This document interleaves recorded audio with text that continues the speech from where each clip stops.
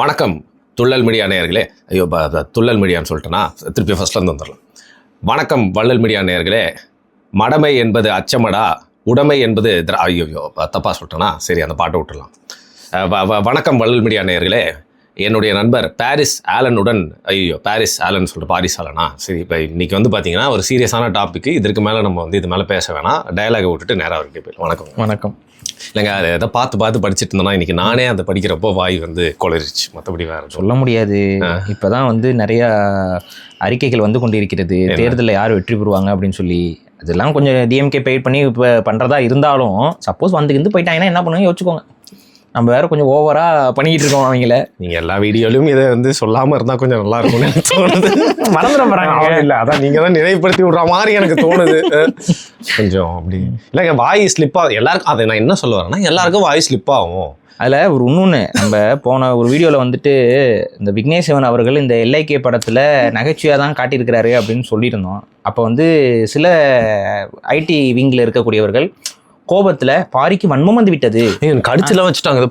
பயங்கரமாக கடிச்சு அந்த கமெண்ட்ஸுக்கு அவங்களே லைக் எல்லாம் போட்டு கஷ்டப்பட்டு போராடிட்டு இருந்தாங்க. சரி, நான் சொன்னால் நம்ப மாட்டீங்க. விக்னேஸ்வரன் அவர்களே வந்து ஒரு லென்த்தாக ஒன்று சொல்லியிருக்காரு. ஒரு சின்ன குறும்படம் தான், அந்த குறும்படத்தை பாருங்கள். இந்த ஸ்டாண்டும் எடுக்கல சார். ஆக்சுவலா எனக்கு வந்து டெக்கு தப்பு, ஆர்கானிக் வெல், எல்லாரும் போய் ஆர்கானிக் வெல்ல உட்காருங்க நம்ம சொல்ல முடியாது. ஏன்னா நீங்க யோசிச்சு பாருங்க, இப்ப நானே என்ன போடுறேன், என் படத்துல பிஎம்எஸ் ஓட ரேட்டிங் நான் போடுறேன். என் படத்தை ப்ரோமோட் பண்றதுக்கு இந்த படத்தோட ஸ்ட்ரக்சர்க்குள்ளேயே ஓரளவுக்கு அந்த இன்ஸ்டா வைப்ஸ் இருக்கு இல்ல? ஆமா சார். நான் இப்போ இவரு ப்ளூ சட்டை ஏதோ போட்டிருந்தாரு. என்ன போட்டிருந்தாருன்னா, இது இந்த பக்கம் போகணுமா அந்த பக்கம் போகணுமானே சொல்ல மாட்டேங்கிறீங்கன்னு. எப்படி போக முடியும்? ப்ராக்டிக்கலா வெறும் ஆர்கானிக் வேல் தான் கரெக்ட், சீமான் சாரோட ஸ்டாண்ட் தான் கரெக்ட்னு சொன்னா என்னை விட ஒரு பெரிய முட்டாள் யாரும் கிடையாது. ஏன்னா அப்படி ஒன்று நடக்கவே நடக்காது. இது ஒரு டெக்னாலஜி வந்து ஃபோனை இல்லை, யாருமே ஃபோனை யூஸ் பண்ணாமல் வாழுங்கன்னு சொன்னால் எவ்வளோ பெரிய ஒரு அறிவுகட்ட ஒரு கான்செப்டாக இருக்கும் அது. அப்போ அது என்னன்னா, we have to coexist. But அது எங்க வைக்கணுமோ அங்க வச்சுக்கோ. உன் போனை தூக்கி பாக்கெட்ல வச்சுக்கோ. அவ்வளவுதான். அது சொல்றதுதான் நீ கேட்கணும். நீ சொல்றது போன் கேட்கணும். அவ்வளவுதான். போன் சொல்றது நீ கேட்க கூடாது. இவ்வளவுதான் விஷயம். ஸோ பேசிக்கலி இதுதான் விக்னேஷ் சிவனுடைய மைண்ட்ல இருக்கக்கூடிய thought. Life insurance company, love insurance. Seeman அவரை அந்த கதாபாத்திரத்துல, அதாவது அவரை பொறுத்த வரைக்கும் ஒரு முட்டாள்தனமான ஒரு ஐடியாலஜிக்கு யாரை காட்டணும் அப்படின்னு சொல்லிட்டு வந்து சீமான் அவர்களை காட்டியிருக்கிறாரு. ஸோ இது ஒருபோதும் சீமான் அவர்களை நல்ல விதத்தில் காட்டணுங்கிறதுக்காக நடிக்க வைத்த படம் இல்லை. ஸோ என்னுடைய கருத்து என்னன்னா, இந்த படத்தில் அவர் நடிப்பதை தவிர்த்திருக்கலாம் தானே சொன்னோம். அதுக்கு தான் நாங்கள் நிற்கிறோம். இதை வந்து உங்களுக்கு புரியாது. மேபி இந்த நாம் தமிழர் எது செஞ்சாலும் சரின்னு நினச்சிட்டு சால்ரா அடிக்கிறவங்களுக்கு புரியாது. பொதுவான மக்களுக்கு நம்ம சொல்கிற கருத்துக்கள் என்னங்கிறது புரிஞ்சிடும். ஸோ இதை நம்ம சொல்லிடுறோம். ரைட். இப்போ இன்னொரு மீம் ஒன்று பார்த்தேன். சீமான் அவர்கள் மட்டும் இல்லை, Pradeep Ranganathan, you are suffering from success. படம் ஃப்ளாப் ஆமா.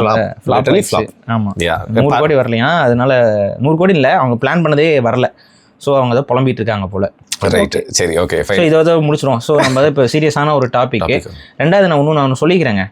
ஏன்னா இப்போ இஸ்லாமியர்கள் இந்த தவறு செய்யும்போது நானும் வந்து பேசவே கூடாதுன்னு நினச்சி நான் வந்து ஃப்ளைட் பிடிச்சி வெளியூருக்கு போயிட்டேன். சரியா? அது இல்லாமல் பார்த்தீங்கன்னா சில மாதங்கள் வந்து இந்த செய்திகளை பேசாமல் நம்ம வீடியோக்கள்லாம் போடாமல் லாக் பண்ணி வச்சிட்டோம். அதனால அப்படி தான். எதுக்கு சொல்கிறேன்னா, நிறைய பேர் அப்படி தான் சொல்லிட்டு இருக்கிறாங்க. வெவ்வேறு சேனல் வந்து இவங்க பேச மாட்டாங்க. அப்படி எங்கே நாங்கள் எந்த கருத்தை நாங்கள் பேசாமல் விட்டுருக்குறோம்? எல்லா பட்சமா இருக்கு. நம்ம பொதுவாகவே மதவாதத்துக்கு எதிரானவங்க. அது இஸ்லாமியர்கள் செஞ்சாலும் சரி, கிறிஸ்தவர்கள் செஞ்சாலும் சரி, இந்துக்கள் செஞ்சாலும் சரி. ஸோ பொதுவாகவே மதவாதத்துக்கு எதிராக பேசக்கூடிய நம்ம ஒரு மதவாதம் அதையும் வந்து இஸ்லாமியர்கள் செய்கிறாங்கன்னா மட்டும் நம்ம என்ன கடந்து போயிடுவோமா என்ன? அது எனக்கு புரியல.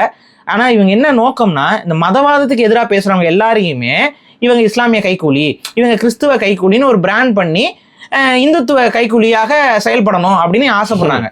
அப்படிலாம் எந்தத்துக்கும் நாங்கள் கைக்கூலியாக வேலை செய்ய முடியாது. நாங்கள் பொதுவாகவே மதவாதத்துக்கு எதிரானவர்கள். அது மட்டும் இல்லை, மதவாதிகள் எங்களுக்கு எதிரானவர்கள். அதுதான் நீங்கள் இந்த கமெண்ட்ஸில் வந்து கதறுவதற்கான காரணம். ஸோ அதையும் நம்ம இங்கே எக்ஸ்பிளைன் பண்ணோம். இன்னொன்று, இப்போ ஒரு நாள் விட்டு ஒரு நாள் தான் நம்ம சேனலில் இன்னைக்கு வீடியோ வருது. இன்னைக்காவது ஒரு மாதிரி ரொம்ப ரேர் கேசஸில் தான் அடுத்த நாளே வீடியோங்கிறது வரும். நீங்கள் பார்த்தீங்கன்னா தெரியும், இந்த சேனலை ஃபாலோ பண்ணுறவங்களுக்கு தெரியும். அப்போ ஒரு நாள் விட்டு ஒரு நாள் வீடியோ வரும்பொழுது கன்சிக்யூட்டிவ் டேஸில் அது வருதுங்கிறது வரதான் போகுது. இப்போ ஒரு நாள் சரி, அடுத்த ஒரு நாளில் இன்னொரு வீடியோ வருங்கிறது இருக்குது. அப்போ இந்த டாபிக் இருக்கும்போது இதெல்லாம் பேசாமையாக கடந்து போயிருப்போம். ஸோ அதையும் சொல்லிட்டு ஆமாம், இந்த நேரத்தில் எனக்கு ஒரு சங்கடம். நம்ம ஃப்ரீலான்ஸ் வெளில வேலை பண்ணிட்டு இருக்கோம், வேற சேனலில் ஹோஸ்ட் பண்ணுறப்போ அங்கே கீழே வந்து இதை பாரிஸ் ஆளுங்கிட்ட பேசலி சேலஞ்ச் பண்ணு, நான் கீழே போயிட்டு அவன் சேனல்லாம் எடுத்துக்க முடியாதுப்பா அப்படின்னு சொல்லி வெறுப்பேற்றி விட்டேன். இன்னொன்று, நான் உங்களுக்கு தெரியும் நீங்கள் வாரத்துக்கு 3 வீடியோ போடுறவர், நான் ஒரு நாளைக்கு 3 வீடியோ போடுறேன். அதில் கீழே வந்து இதை ஏன் பாரிஸ் ஆளுங்கிட்ட பேசல. நம்ம இப்போ இது என்னன்னா எல்லா டாப்பிக்கும் நான் பேசிக்கிட்டு இல்லை, அது உங்களுக்கும் தெரியும், நம்ம ஆடியன்ஸுக்கும் தெரியும். ரொம்ப கொஞ்சம் இம்பார்ட்டண்ட்டான டாப்பிக்காக அது வரும்பொழுது தான் நம்ம அதை எடுத்து பேசுகிறோம். இன்னொன்று, எப்பவுமே நிகழ்வு நடந்து எல்லா சம்பவத்துக்குமே நம்ம ஒரு 2 நாள் 3 நாள் டைம் கொடுத்து எல்லாமே என்ன நடக்குதுன்னு பார்த்துட்டு அதுக்கப்புறம் தான் நம்ம ஒரு முடிவுக்கே வரோம். ஸோ இது பார்க்குறவங்களுக்கு தெரியும். பட் ஆனால் அவசர அவசரமாக பேசணும்னு அவசரமாக பேசி என்ன பண்ண போறீங்க? இந்த சேனல் வந்து மக்களை நெறிப்படுத்துவதற்காக உருவாக்கப்பட்ட சேனல், தமிழ் தேசிய சிந்தனையை வளர்ப்பதற்காக உருவாக்கப்பட்ட சேனல். நானும் அதற்காக தான் பேசிக்கிட்டு இருக்கேன். சும்மா வந்து ஏனாதானோ நமக்கு இப்போ பேசினா வியூஸ் வருது அப்படின்னு சொல்லிட்டுலாம் நம்ம பேசலை. உண்மையாகவே இந்த பேசுறதுனால மக்கள் மனதில் ஒரு மாற்றம் வரணுங்கிறதுக்காக தான் பேசுகிறோம். அந்த அடிப்படையில் எங்களுடைய மனதுக்கு ஏற்ப இதுவரைக்கும் மதவாதத்துக்கு எதிராகத்தான் நாங்கள் பேசியிருக்கோம். எந்த ஒரு மதவாதத்தையும் நாங்கள் நியாயப்படுத்தி பேசலை. ஸோ இதையும் நம்ம இங்கே சொல்லிடுறோம். ஸோ இப்போ இந்த விஷயத்துக்கு வந்துடுவோம். நாசிக்காவதில் வந்து நடந்திருக்கக்கூடிய இந்த TCS கம்பெனியில் ஒரு பெரிய ஒரு பிரச்சனை வந்து உருவாகியிருக்கு, நடந்திருக்கு. அது இப்போ அது நடந்து 1 வருஷமாக நடந்துகிட்டு இருக்கு. காவல்துறையே 1 வருஷம் கழிச்சு தான் அது வெளியில் கொண்டு வராங்க. Almost 2 years. ஓகேவா, கிட்டத்தட்ட 2 வருஷமா வந்து தலைமறைவாக இருந்து அவங்க உள்ள வந்து உளவுலாம் பார்த்து ஃபீமேல் பெண் காவலர்களை வந்து ஒரு 5-6 பேரை வந்து வேலைக்கு அனுப்பி கிளீனரா இந்த மாதிரி சின்ன சின்ன ஹெல்ப் டெஸ்க் இந்த மாதிரி அனுப்பி அங்கே உள்ள என்ன நடக்குதுங்கிறதுலாம் ரிப்போர்ட்ஸ் எடுத்து அதுக்கான ஆதாரங்கள்லாம் சேகரித்து அவங்களே ஒரு 2 வருஷம் கழிச்சு தான் இந்த விஷயத்த உங்ககிட்ட கொண்டு வந்து சொல்றாங்க.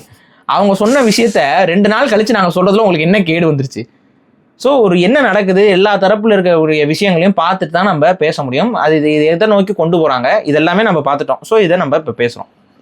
என்ன அப்படின்னா, பேசிக்காக வந்துட்டு நாசிக்கில் இருக்கக்கூடிய டிசிஎஸை பற்றி உங்களுக்கு நல்லாவே தெரியும். அது ஒரு பெரிய கம்பெனி. ஏறத்தாழ கிட்டத்தட்ட ஒரு 6 லட்சம் இந்தியர்களுக்கு அவர்கள் வேலை வாய்ப்பை வந்து இந்தியா முழுக்க ஏற்படுத்தி இருக்கிறார்கள். சென்னை, கோயம்புத்தூர்னு டிசிஎஸ் இல்லாத இடமே கிடையாது. வெளிநாட்டிலேயும் இருக்கு. இன்னொரு வெளிப்படையான ஒரு விஷயம் சொல்கிறேன். இப்போ பாஸ்போர்ட் ஆஃபீஸ்க்குலாம் நம்ம போகிறோம்ல, அந்த பாஸ்போர்ட் ஆஃபீஸில் நம்ம மெயினாக இந்தியன் கவர்மெண்ட்டோட ஆஃபீஸர்ஸை சந்திக்கிறதுக்கு முன்னாடி நம்ம சந்திக்கிற மற்ற அத்தனை பேருமே டிசிஎஸ்காரங்க தான். அங்கே பாஸ்போர்ட்ல வந்து நீங்கள் இந்த இது கரெக்டாக வச்சிருக்கீங்களா இதெல்லாம் அந்த செக் பண்ணி உங்களை ஃபுல்லாக ஃபைனலைஸ் அனுப்புறாங்கல்ல, அனுப்புறதுல கடைசி 2 சுற்று மட்டும்தான் கவர்மெண்ட் ஆஃபீஷியல்ஸ் இருப்பாங்க. மற்ற முன்னாடி இருக்க அத்தனை பேருமே டிசிஎஸ் தான். ஸோ டிசிஎஸ் வந்து கவர்மெண்ட்டுக்கும் நிறைய அந்த சர்வீசஸ் ப்ரொவைட் பண்ணுது. அதுக்கு அடுத்து அது ஒரு சாஃப்ட்வேர் கம்பெனியாகவும் இருக்குது, அது ஒரு கால் சென்டர் மாதிரியான கம்பெனியாகவும் இருக்குது. பெரிய பெரிய நிறுவனங்களுக்கு அவங்க வந்து சர்வீஸும் ப்ரொவைட் பண்ணுறாங்க. பேசிக்காக நான் சொல்லலாம், இப்போ ஃபார் எக்ஸாம்பிள் நீங்கள் ஒரு ஃப்ரிட்ஜ் வாங்குறீங்க, இந்த ஃப்ரிட்ஜில் வந்து உங்களுக்கு ஏதோ பிரச்சனை வருது, நீங்கள் ஃபோன் அடிக்கிறீங்க, ரொம்ப பெரிய லெவல் கம்பெனிஸ்லாம் வந்துட்டு டிசிஎஸ்க்கு இந்த இதை கொடுத்துருப்பாங்க. அவங்க வந்து எல்லாத்தையுமே மேனேஜ் பண்ணுவாங்க. இந்த இதுக்கு சர்வீஸ் போய் சேர்ந்துருச்சா இது பண்ணிச்சா. அப்போ டிசிஎஸோட நிறுவனம் பெரிய நிறுவனம், இந்தியாவில் பல ஆயிரக்கணக்கான கோடிகள் வந்து புரளக்கூடிய ஒரு நிறுவனம், நல்ல ரெப்புடேஷன் உள்ள நிறுவனம். அது ஒரு வெளிப்படையாக சொன்னால் ஒரு அரசாங்கம் எப்படி நடக்குமோ அது மாதிரி தான் அந்த டிசிஎஸ் நிறுவனம் என்பது நடந்து வருகிறது. அதில் இவ்வளோ விஷயம் இருக்குது. இப்போ இந்த டிசிஎஸ்ல நடந்திருக்கிறது வேற எங்கே நடந்திருந்தாலும் நம்ம கொஞ்சம் பெரிய பயப்பட தேவையில்லை. ஆனால் டிசிஎஸ்ல இந்த மாதிரி ஒரு விஷயம் நடக்குது அப்படிங்கும்போது இது ஸ்ட்ரக்சர்டாக இது நடந்துகிட்டு இருக்காங்கிற ஒரு கேள்வியும் பார்வையும் நமக்கு உருவாயிருக்கு. என்ன அப்படி நடந்திருக்கு அப்படின்னு பார்த்தீங்கன்னா, அங்கே ஒரு முஸ்லீம் லாபி உருவாயிருக்கிறதாக பார்க்குறோம். அவங்க என்னன்னா, இப்போ ஒரு எத்தனை பேர் 7 பேர் கைது பண்ணிருக்காங்க. 7 பேர் அது ஒரு மேலையும் ஆமா அது இருக்கிறாங்க. அதுல ஒரு அந்த HR பெண் வந்து தலைமறைவாயிருக்காங்க. இவங்கள முக்காவாசி பேர் முஸ்லிம்ஸ் தான். ஒரே ஒருத்தன் மட்டும் ஹிந்துன்னு நினைக்கிறேன். அவன் பேரை வச்சு நான் சொல்றேன், அவனும் கன்வெர்ட் ஆயிட்டானா நினைச்சல. ஸோ இதுதான் இருக்கு. இப்போ இதுல எல்லாருமே என்ன ஆயிருக்குன்னு பாத்தீங்கன்னா, இவங்க எல்லாருமே எல்லாமே டிசிஎஸ்ல வேலை செய்யக்கூடிய நபர்கள். மோஸ்ட்லி டீ எல்லாம் இருக்காங்க நிறைய பேர். ஆமா, இவங்க வந்து இருக்கிறாங்க. இவங்க என்ன பண்றாங்கன்னு பாத்தீங்கன்னா, அங்க ஜாயின் ஆகக்கூடிய ஆட்கள், நீங்க வந்து புதுசா ஜாயின் பண்ணுவாங்கல்ல பெண்கள், அவங்க எல்லாம் இப்போ டிசிஎஸ் பொறுத்த வரைக்கும் என்னன்னா கேம்பஸ்ல போய் எடுப்பாங்க. சரி, அப்போ கவர்மெண்ட் காலேஜஸ் இது எல்லாத்துலேருந்து கேம்பஸ்ல செலக்ட் ஆவாங்க. ஸோ எல்லா ரேஞ்சிலையும் எம்ப்ளாயிஸ் வந்து போவாங்க. சரியா, பேசிக் சேலரி வந்து பார்த்தீங்கன்னா 18,500 தொடங்கி பல லட்சங்கள் வரைக்கும் போகும். இல்லை, பேசிக் சேலரி 25,000 அந்த ரேஞ்சிங்கில் இருக்கும். ஸோ இவங்க டார்கெட் பண்ணியிருக்கிறது எல்லாமே இந்த 18,000 25,000 சம்பளத்துக்கு உட்பட்ட பெண்களை தான் டார்கெட் பண்ணியிருக்காங்க. இன்னும் ஒரு 20 to 25 வயசுக்குள்ள. ஆமாம். இப்போ இது சின்ன பொண்ணுங்க, ஃபேமிலியோட ப்ரெஷர் இருக்குது, ஃபேமிலி ஏதாவது செய்யணும். ரெண்டாவது வந்து நமக்கு இந்தியன் சொசைட்டியில் உங்களுக்கே தெரியும், பெண்களுக்கு ஃபேமிலியிலேருந்தே சில ரெஸ்ட்ரிக்ஷன், கல்யாணம் பண்ணிக்கலாம்லம்பாங்க, இப்போ நீ இது பண்ணி வேலைக்கு போனால் உனக்கு ஆபத்து இருக்கும், பாதுகாப்பு இருக்குமா இல்லையா, இந்த மாதிரியான 1000 பிரச்சனைகளுக்கு நடுவில் தான் அவங்க வேலைக்கு வராங்க. தாண்டி வராங்க. அப்படி அவங்களுக்கு அந்த குடும்ப சுமையும் அதிகமாக இருக்கும். இப்படி வர பெண்களை செலக்ட் பண்ணி இவங்க என்ன பண்ணியிருக்காங்கன்னு பார்த்தீங்கன்னா, அதுலேயும் குறிப்பாக ஹிந்து பெண்களாக, இந்து மதத்தை பின்பற்றக்கூடிய பெண்களாக செலக்ட் பண்ணி அவங்களோட பேச்சு கொடுக்கறது பழகிறது. இவங்களோட குரூப்பில் இருக்கக்கூடிய நபர்களை விட்டு பேச விடுறது. அவன் வந்து ஆசவார்த்தை காட்டி பேசுறது. அவங்களுக்கு என்னன்னா, அவங்களுக்கு லைஃப்ல இப்பதான் பணம் பார்க்க ஆரம்பிச்சிருப்பாங்க, இப்பதான் வேலைக்கு வந்திருப்பாங்க, ஒரு சாதாரண குடும்பத்துல இருந்து வந்திருப்பாங்க. இவன் வந்து கொஞ்சம் ஒரு ஹையர் அத்தாரிட்டியா அந்த கம்பெனில வேலை செய்யறவனா இருப்பான்.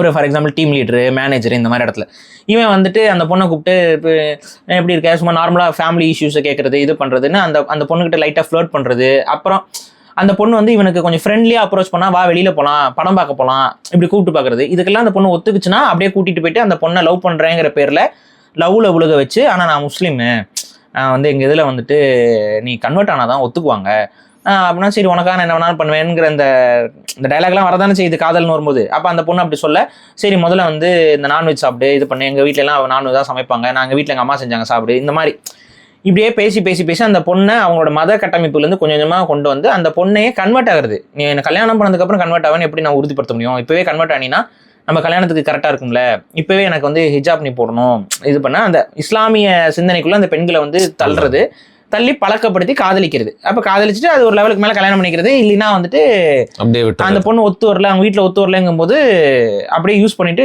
கழட்டி விடுறதுங்கிற மாதிரியான ஒரு லாபியை நிறைய பேர் தொடர்ச்சியாக பண்ணிக்கிட்டே இருந்திருக்கிறானுங்க போல. இப்போ இதில் என்ன முக்கியம்னு பார்த்தீங்கன்னா, இது வந்து தனித்தனியாக நடக்கும்போது இது இண்டிவிஜுவல் கேசஸாக பார்க்கப்படும். ஆனால் இது வந்து ஒரு ஸ்ட்ரக்சர்டாக இது ஒரு வாட்ஸ்அப் குரூப்பில் வந்து லாக் ஆகுது. என்னன்னு பார்த்தீங்கன்னா, அந்த வாட்ஸ்அப் குரூப் பேர் வந்து பார்த்தீங்கன்னா த நெக்ஸ்ட் ஹிந்து கேர்ள் அப்படின்னு ஒரு வாட்ஸ்அப் குரூப்பில் இந்த கம்பெனியில் வேலை செய்கிறவங்க எல்லாம் ஒன்றா இருக்கிறாங்க. அந்த வாட்ஸ்அப் குரூப் சாட்ஸை வந்து இப்போ காவல்துறை வந்து வெளியிட்டிருக்கிறாங்க. அது இணையதளத்தில் இருக்குது, நீங்கள் போய் பாருங்கள். அதில் நடுவில் கொஞ்சம் ஹிந்திஸ் வருது, இதெல்லாம் வருது, நமக்கு அது புரியாது. பட் இங்கிலீஷ்லையும் வருது, ஹிந்திலையும் வருது, மாறி மாறி இருக்கு. அந்த சாராம்சம் என்னவா இருக்கு அதில் மேக்ஸிமமான சாராம்சம் என்னன்னா, இங்கே ஒவ்வொரு பொண்ணையும் இங்கே கரெக்ட் பண்ணுறதுக்கு ட்ரை பண்ணுறாங்கல்ல, அதை பற்றியான டிஸ்கஷன் அங்கே ஃபுல்லாக நடந்திருக்கு. அவள் வந்து இப்படி சொன்னா, அவளை வந்து நான் இன்னைக்கு வந்து நான் வந்து பீஃப் கொடுத்தேன், அவள் சாப்பிட்டா, அவள் கொஞ்சம் சாப்பிடும்போது ஒரு மாதிரி மூஞ்சி ஒரு மாதிரி வச்சுட்டு சாப்பிட்டா, இந்த மாதிரியான கான்வர்சேஷன்ஸ் வந்து ஃபுல்லாக உள்ள அவங்களுக்குள்ளே பேசிக்கிட்டு இருக்காங்க. இந்த குற்றம் சாட்டப்பட்டு இன்னைக்கு வந்து கைதாகி இருக்கக்கூடிய நபர்கள் வந்து பேசிகிட்டு இருக்கிறாங்க. அப்போ இது வந்து ஒரு பிளான்டு டார்கெட். இப்போ இயல்பாக ஒரு பொண்ணை பார்க்குறோம், காதலிக்கிறோம், அந்த பொண்ணை வந்து மாத்திரம், இதில் ரெண்டாவது அது ஒரு வேற ஒரு இது. ஆனால் இது வந்து பார்த்தீங்கன்னா, ஒரு ஹிந்து பொண்ணை டார்கெட் பண்ணுறோம், அந்த ஹிந்து பொண்ணை வந்து அவங்களோட குடும்ப கஷ்டம் எல்லாத்தையும் தெரிஞ்சுக்கிறோம், அந்த பொண்ணை வந்து ஒரு இப்போ இது வந்து இயற்கையாக நடக்குது. இயற்கையாக இந்த சென்ஸ் இந்த மாதிரி பிளான் பண்ணிட்டு இருக்கானுங்க. இப்போ இதில் இன்னொரு ஆங்கிளும் இருக்குது. இதில் என்ன ஆங்கிள்னா, ஒரு சில பொண்ணுங்க ஒத்துக்குவாங்க, ஒரு சில பொண்ணு ஒத்துக்க மாட்டாங்களே. இந்த ஒத்துக்காமல் இருக்க பெண்களை இவங்க என்ன பண்ணியிருக்கானுங்கன்னு பார்த்தா, அந்த பொண்ணை வந்து பப்ளிக்காக எல்லாரும் முன்னாடி கேவலப்படுத்தி பேசுறது, அசிங்கப்படுத்தி பேசுறது, உனக்குலாம் அறிவே இல்லை, நீ வந்து ஃபூல் அப்படின்லாம் திட்டுறது. அப்போ என்ன ஆகும், அந்த பொண்ணுக்கு வந்து ரொம்ப ஒரு ஹர்ட் ஆகுதுல, கடினமான சூழ்நிலை உண்டாக்க அந்த பொண்ணுக்கு அந்த வேலைக்கே வேண்டாம், ஒன்னா வெளியில் போயிடணும், இல்லைன்னா இவங்களுக்கு அடி பண்ணிடணும் அப்படிங்கிற அந்த கான்செப்ட் கொண்டு வருது. அப்புறம் ஒரு சில பிள்ளைகள் எல்லாம் வந்து அங்கே நில்டோனே பண்ண சொல்லியிருக்கிறாங்க, முட்டி போடுன்னு சொல்லிட்டு. ஸோ இந்த மாதிரியான விஷயங்கள்லாம் வந்து ஒரு அந்த ஒர்க் என்விரான்மெண்ட்டில் ஹையர் லெவல் ப்ரெஷர் கொடுத்து, ஒன்றா நீ இதுக்கு ஒத்துக்கோ, இல்லைன்னா இருக்கக்கூடாது, நீ வந்து இங்கே வாழ்றக்கே இந்த கம்பெனி விட்டு வெளியில் போயிரு. ஸோ இந்த மாதிரியான ஒரு நெருக்கடியை வந்து தொடர்ச்சியாக உருவாக்கிட்டே இருந்திருக்கிறானுங்க. இப்போ இதில் என்ன அடுத்து நடக்குதுன்னு பார்த்தீங்கன்னா, இதில் முக்கியமாக இன்னொரு விஷயம் சொல்லணும். ஒரு பொண்ணு வந்து ஒரு 18,000 ரூபா சம்பளத்துக்கு ஜாயின் ஆகுது. அந்த பொண்ணோட ஃபாதர் வந்து பார்த்தீங்கன்னா கிட்னி ஃபெயிலியர் அவருக்கு. ஸோ அதனால டயாலிசிஸ் அவருக்கு பண்ணிட்டு இருக்காங்க. ஸோ ஆல்ரெடி குடும்பம் வந்து உங்களுக்கே தெரியும், டயாலிசிஸ் பண்ணிட்டு இருக்காங்க. வாரத்துக்கு ஒரு முறை போய் டயாலிசிஸ் பண்ணும். ஒரு முறை டயாலிசிஸ் பண்ணுறதுக்கே கிட்டத்தட்ட 20,000-30,000 செலவாகும். அப்போ அந்த பொண்ணு வந்து ரொம்ப கஷ்டப்பட்டு எப்படியாவது வேலையில் போயிட்டு நம்ம சர்வே பண்ணி ஆகணும், கொடுத்தாகணும்னு ஒரு பொண்ணு வந்து கஷ்டப்படுது. இந்த கஷ்டங்களை தெரிஞ்சுக்கிட்டு அதை டிஸ்கஸ் பண்ணியிருக்காங்க.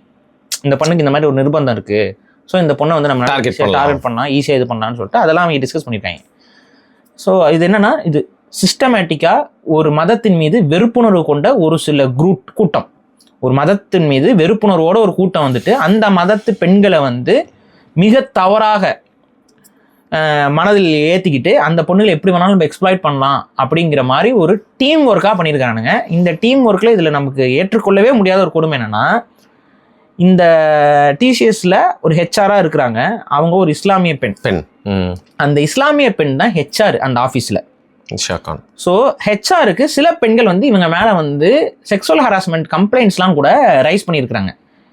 ஆனால் இந்த மாதிரி செக்ஷுவல் ஹராஸ்மெண்ட் கம்ப்ளைண்ட்ஸ் எதையுமே இந்த இஸ்லாமிய பெண் ஹெச்ஆர் வந்து மேலிடத்துக்கு கடத்தவே இல்லை. இப்படி ஒரு விஷயம் நடக்குது, இதுக்கு நான் இந்த மாதிரி சொல்யூஷன் பண்ணேன், இது பண்ணேங்கிறதுலாம் கடத்தவே இல்லை அந்த அம்மா. புரியுதா? அதாவது ஹெச்ஆர் கிட்ட புகார் கொடுத்தோம்னா அவங்க தான் பாத்தீங்கன்னா மேல இருக்க CEO லெவலுக்கு எல்லாருக்கும் அனுப்பணும். ஆமா, அவங்களோட ஹெச்ஆர்னா ஹியூமன் ரிசோர்ஸ். அந்த ஆஃபீஸ்ல மனிதர்களால ஏதாவது பிரச்சனை வந்து எல்லாமே ஹெச்ஆர் கிட்ட தான். இவர் என்ன ரொம்ப ரூடா பேசுறாரு, எனக்கு ஒன்றும் இல்லை, இப்போ உங்களுக்கு ட்ரான்ஸ்ஃபர் வேணும்னாவே நீங்கள் யாரை போய் கான்டாக்ட் பண்ணோம்னா ஹெச்ஆர் தான் லீவ் எடுக்கிறது, இதுக்கு எல்லாத்துக்குமே ஹெச்ஆர் தான் ஃபர்ஸ்ட் நீங்கள் போய் பார்ப்பீங்க. ஹெச்ஆர் தான் வந்து உங்களுக்கு வந்து கைட் பண்ணுவார். இதெல்லாமே அவங்க கிட்ட தான் ரெக்கார்ட்ஸ் இருக்கும். இது இத்தனைக்கும் அவங்க ஒரு பெண்ணுக்கான ஒரு இதை சொல்லும் பொழுது ரொம்ப சுலபமாகவே போய் அவங்க கிட்ட கம்ப்ளைண்ட் பண்ணுறாங்க. இவர் பேசுறது சரியில்லை, இவர் வந்து என்கிட்ட ஒரு மாதிரி தப்பாக நடந்துக்க முயற்சிக்கிறாரு, இந்த மாதிரிலாம் சொல்லும் பொழுது இந்த பொண்ணு வந்து முழுக்க இந்த பொண்ணு அந்த அந்த குரூப்புக்கே சப்போர்ட் பண்ணிட்டு இவங்க சொல்ற எந்த கம்ப்ளைண்ட்ஸையும் வெளியில ரைஸ் பண்ணாம ரொம்ப ஆத்தென்டிக்கான செக்ஷுவல் ஹராஸ்மெண்ட் கேசஸ்லாம் வந்து நீங்க ஆக்சுவலா கம்பெனிக்கு தெரியப்படுத்தணும் கூட அவசியம் இல்லை, போலீஸ்க்கே நீங்க வந்து ஹெச்ஆரா வந்து டைரக்டா சொல்லலாம். அப்படி இருக்கு, அந்த ரைட்ஸ்லாம் அவங்களுக்கு இருக்கு. இப்போ அது வந்து எடுத்துக்காட்டுக்கு வந்து பார்த்தீங்கன்னா இது இன்னும் டீட்டெயிலாக போனால் ரொம்ப பெருசாக இருக்கும். போஸ்ட் ஆக்ட் அப்படின்னு சொல்லி ஒரு சட்டம் இருக்கு. சரி, அது என்ன அந்த சட்டம் அப்படி சொல்லுதுன்னு பார்த்தீங்கன்னா, ஒர்க் என்விரான்மெண்ட்ல பெண்களுக்கு ஏற்படக்கூடிய பிரச்சனைகள், அதே போல விசாகா கைட்லைன்ஸ்னு ஒன்று இருக்கு. இதெல்லாமே நீதிமன்றம் கொடுத்தது. என்னென்ன பண்ணணும் ஒரு கம்பெனி வந்து ஒரு பெண் வந்து அவங்களுக்கு ஒர்க்கில் நடக்கக்கூடிய இது எந்த அளவுக்குன்னா, அவங்க ட்ரெஸ்ஸை கலாய்க்கிறது, அவங்கள வந்து ஒரு மாதிரி செக்ஸுவலாக இது பண்ணுறது, அவங்களை இன்அப்ராப்ரியேட்டாக டச் பண்ணுறது. ஃபார் எக்ஸாம்பிள் வந்து இந்த சினிமா படங்களை காட்டுவாங்களே, மவுஸை யூஸ் பண்ணும்போது இப்படி இல்லைம்மா இப்படி அப்படின்னு சொல்லி அந்த மவுஸை கையை பிடிச்சி பண்ணுறது, இதெல்லாம் முதற்கொண்டு அந்த ஸ்டாரிங்லேருந்து அந்த பொண்ணு அப்படியே பார்த்துட்டே இருக்கிறது, ஒரு மாதிரி தப்பாக இது பண்ணுறது, ஸோ அவங்களுக்கு ஒரு மாதிரி ஒரு ப்ரெஷர் பண்ணுறது, இது எல்லாமே வந்து அந்த விசாகா கைட்லைன்ஸ் மட்டும் அந்த போஸ்ட் ஆக்டில் அடக்கம். இதில் என்ன சொல்லுதுன்னு பார்த்தீங்கன்னா, ஒரு ஆஸ் ஏ ஹெச்ஆரா இவங்க இதை ஃபாலோ பண்ணணும். அதை ஒரு ஹெச்ஆர் வந்து டைரெக்டாகவே ஒரு செக்ஷுவல் ஹராஸ்மெண்ட் அப்படின்னு ஒன்று வரும்பொழுது அதை காவல்துறைக்கு இன்ஃபார்ம் பண்ணணும். டைரெக்டாகவே பண்ண முடியும் ஒரு ஹெச்ஆர். ஆனால் அது ஒரு நடைமுறையில் நடக்குமா அப்படின்னு கேட்டால் கார்பரேட்ல நடக்காது. ஏன்னா கார்பரேட் கம்பெனிக்கு பேர் அடி வாங்குவதனால மேலிடத்துக்கு சொல்லியிருப்பாங்க. மேலிடத்துக்கு சொல்லிட்டு மேலிடம் ரொம்ப ஒரு ஆப்வியஸ், ஃபார் எக்ஸாம்பிள் ஒரு ரேப் அட்டம் நடக்குதுன்னு வைங்க, ஒரு ஒர்க் என்விரான்மெண்ட்டில் நைட் வேலை செய்கிற ஒரு பொண்ணை வந்து ஒருத்தர் ரேப் பண்ணுறதுக்கு முயற்சி பண்ணுறான், அது வந்து சிசிடிவிலாம் பதிவாயிருது, இது டேரெக்டாக செக்ஷுவல் ஹராஸ்மெண்ட் கேஸு. இப்போ இதை வந்து மேலிடத்துக்கு உடனே இன்ஃபார்ம் பண்ணி இந்த மாதிரி அந்த பொண்ணு இது பண்ணியிருக்காங்க, பொண்ணு கம்ப்ளைண்ட் ரைஸ் பண்ணியிருக்காங்கன்னு உடனே ஆட்டோமேட்டிக்காக வந்துட்டு கார்பரேட் என்ன பண்ணுவாங்கன்னா, இது வந்து ரிஸ்க்கு, ஸோ டக்குன்னு வந்து நம்ம மாற்றி விட்டுலாங்க, அது வந்து இப்போ போலீஸ்க்கு மாற்றி விடலான்னு சட்டுன்னு அவங்களே மாற்றி விட்டுருவாங்க. சில இதில் வந்து பார்த்தீங்கன்னா இந்த மாதிரி ஸ்டேர் பண்ணாரு, என்னை வந்து உரசிட்டு போறாரு, என்னை வந்து பேட் கமெண்ட்ஸ் பாஸ் பண்றாரு அப்படிங்கும்போது இதெல்லாம் கொஞ்சம் ஒரு சின்ன லெவல்ல இதுவே தப்பு தான். ஆனா இதுக்கெல்லாம் வந்து நம்ம போலீஸுக்கு போனோம் அப்படின்னா அது வந்து நம்ம கம்பெனி ரெப்புடேஷன் அடி வாங்கிரும். அதனால வந்து இதெல்லாம் வந்து கம்பெனியை மூடி மறைச்சிரும். இன்னொன்று நான் இன்னும் சொல்றேன், அப்படியே இந்த கார்பரேட் கம்பெனிலாம் உத்தம புத்திர கம்பெனிகளும் கிடையாது. ஏன் அப்படி சொல்றீங்க? நிறைய கார்பரேட் கம்பெனியில் ஆல்கஹால் பார்ட்டிஸை வந்து அஃபிஷியலாகவும் அன்அஃபிஷியலாகவும் ஆர்கனைஸ் பண்றது உலகமே தெரியும். ஆல்கஹால் பார்ட்டி அப்படின்னு சொன்னா அந்த பார்ட்டி எதுக்கு? எல்லாருமே மிங்கிள் ஆகுங்க. அது மிங்கிள் ஆகுனா அது என்ன மிங்கிள்னா என்ன? பேசி பழகி நல்லா. இது வந்து எத்தனை ரெஸ்டோ பார்ஸ்ல கம்பெனிஸே வந்து அந்த ரெஸ்டோ பார் ஒரு நாளைக்கு ஃபுல்லா எடுத்து பண்றாங்க. ரெசார்ட்ல வந்து எத்தனை நாளைக்கு வந்து இதை பண்றாங்க. இப்ப இதெல்லாம் கார்பரேட் கம்பெனிஸ் பண்ணுதுன்னா அதுக்கு பின்னாடி இருக்கக்கூடிய சதிங்கிறது அது ஒரு பெரிய ஆங்கிள். இதுல ஒரு செட் ஆஃப் பேச்சுலர்ஸ் ஒன்றும் சேர்ந்துக்கிட்டு இல்லை ஒரு செட் ஆஃப் ஒரு குரூப் சேர்ந்துக்கிட்டு ஹராஸ்மெண்ட்ல ஈடுபடுறது இது ஒன்று. இப்போ இந்த செட் ஆஃப் கேங் வந்து மதவாதத்தையும் சேர்த்து பண்ணியிருக்கு. இதை இப்படி தான் நான் பார்க்குறேன். இது வந்து இவங்க இப்போ பிஜேபி காரங்களாம் என்ன சொல்கிறாங்கன்னா, இது வந்து ஒரு தீவிரவாத நடவடிக்கை, வந்து அல்கொய்தா இது மாதிரி அமைப்புகள் இருந்து பயிற்சி எடுத்து வந்து கார்பரேட் ஜிகாத்து உள்ள வந்து வேலைக்கு செஞ்சு அந்த வேலையின் மூலமா இருக்கக்கூடிய பெண்கள் எல்லாத்தையும் அவங்க வந்து இஸ்லாத்துக்கு கன்வெர்ட் பண்ணி லவ் ஜிகாத் அப்படிங்கிறது பிஜேபி காரங்களுடைய பாயிண்ட் ஆஃப் வியூவா இருக்கு. நான் கேட்குற ஒரே ஒரு கேள்வி என்னன்னா, இப்ப நம்மளுடைய சனாதன தர்மம், இந்த சனாதன தர்மத்துல கல்யாணத்துக்கு முன்னாடி ஒரு பொண்ணு பல பேரோட படுக்கலாமா? சனாதன தர்மத்துல ஒரு பொண்ணு வந்து பல பேரோட படுக்கலாமா? இல்ல. கல்யாணத்துக்கு முன்னாடி உடல் உறவு கொள்ளக்கூடாதுங்கிறதான் சனாதன தர்மமும் சொல்லுது. சரியா? ஒரு பொண்ணு கல்யாணத்துக்கு அப்புறம் வேற ஒருத்தவங்களோட செக்ஸுவல் இன்டர்கோர்ஸ்ல ஈடுபடலாமா? சனாதன தர்மம் இது என்ன சொல்லுது? சரி, இதெல்லாம் இப்போ கார்பரேட்ல நடக்குதா இல்லையா? நடக்குது. இது வெளிப்படையாக உனக்கும் தெரியும் எனக்கும் தெரியும். கார்பரேட்ல இந்த மாதிரி உறவுகள், எக்ஸ்ட்ரா மேரிட்டல் அஃபேர்ஸு, கல்யாணத்துக்கு முன்னாடி இருக்கிற ப்ரீமேரிட்டல் செக்ஸு, இதெல்லாம் கார்பரேட் கல்ச்சரில் ரொம்ப நார்மலைஸ் ஆகிட்டே வருது. எந்த அளவுக்கு இது நார்மலைஸ்னா நான் சிம்பிளாக ஒரு சொல்கிறேன். பல கார்ப்பரேட் ஆஃபீஸில் ஆண்களுக்கும் பெண்களுக்கும் தனித்தனியான ரெஸ்ட் ரூமே கிடையாது. என்னங்க சொல்கிறீங்க? காமனாக ஒரு மேக்கப் பிளேஸ் இருக்கும், ஓகேவா? அதுக்கு அடுத்து உள்ளே போனீங்கன்னா ரெஸ்ட் ரூம் இருக்கும். ஒரு லாஞ்சிலேருந்து அப்படியே போயிட்டு இப்படி லாஞ்சிலேருந்து பிரிகிற மாதிரி இருக்கும். இப்போ ஒரு பொண்ணு வந்து ஒரு ட்ரெஸ்ஸு சரி பண்ணணும்னா எங்கே போய் சரி பண்ணுவாங்க? கண்ணாடி அந்த லாஞ்சில் தானே பண்ணுவாங்க. அந்த லாஞ்சு காமனாக எவனை வைப்பானா? அப்படிலாம் வைக்கிறாங்களா? இருக்கு, பல ஆஃபீஸில் அப்படி தான் இருக்குது. இதெல்லாம் வந்து அங்கே ஆஃபீஸில் வேலை பார்க்குறவங்களே சொல்கிறது தான். பெண்களுக்கு அங்கே வந்து சேஃபான என்விரான்மெண்ட் இல்லை. கேட்டால் வந்து இது நார்மல். இதை நீங்கள் ஞாபகம் பண்ணீங்கன்னா பிக் பாஸ் இதை பற்றி பேசும்பொழுதும் அதே கான்செப்ட் தான் பிக் பாஸில் வந்து திணிக்கிறானுங்கன்னு நான் சொல்லியிருப்பேன்.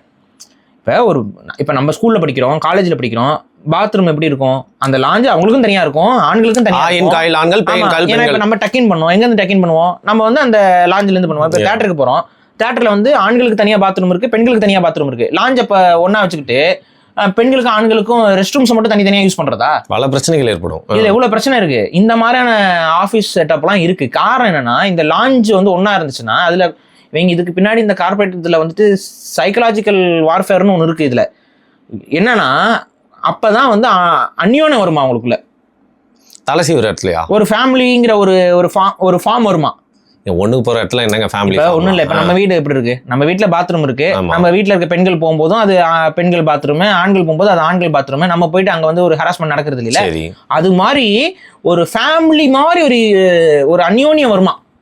ஓ, ஃபேமிலி நடத்துறதுக்கு அவன் மாதம் மாதம் சம்பளம் கொடுத்து வச்சுட்டு இருக்கான் எல்லாரையும். ஃபேமிலி மாதிரி அந்யோன்யம் வருமா? இதில் இன்னொன்று, இந்த லாஞ்சில் வந்து ஆக்சுவலாக வந்துட்டு சிசிடிவி மானிட்டரிங் இருக்கும். ஏன்னா இந்த அதிகமான இந்த செக்ஷுவல் ஹராஸ்மெண்ட் நடக்கிறதே இந்த லாஞ்சில் தான். சரி, இந்த லாஞ்சில் நீங்களே வந்து இணையதளங்களை தேடி பாருங்க, இந்த கார்பரேட் லாஞ்சில் இருக்கிற வீடியோஸ் வந்து வைரல் ஆகிட்டு இருக்கும்.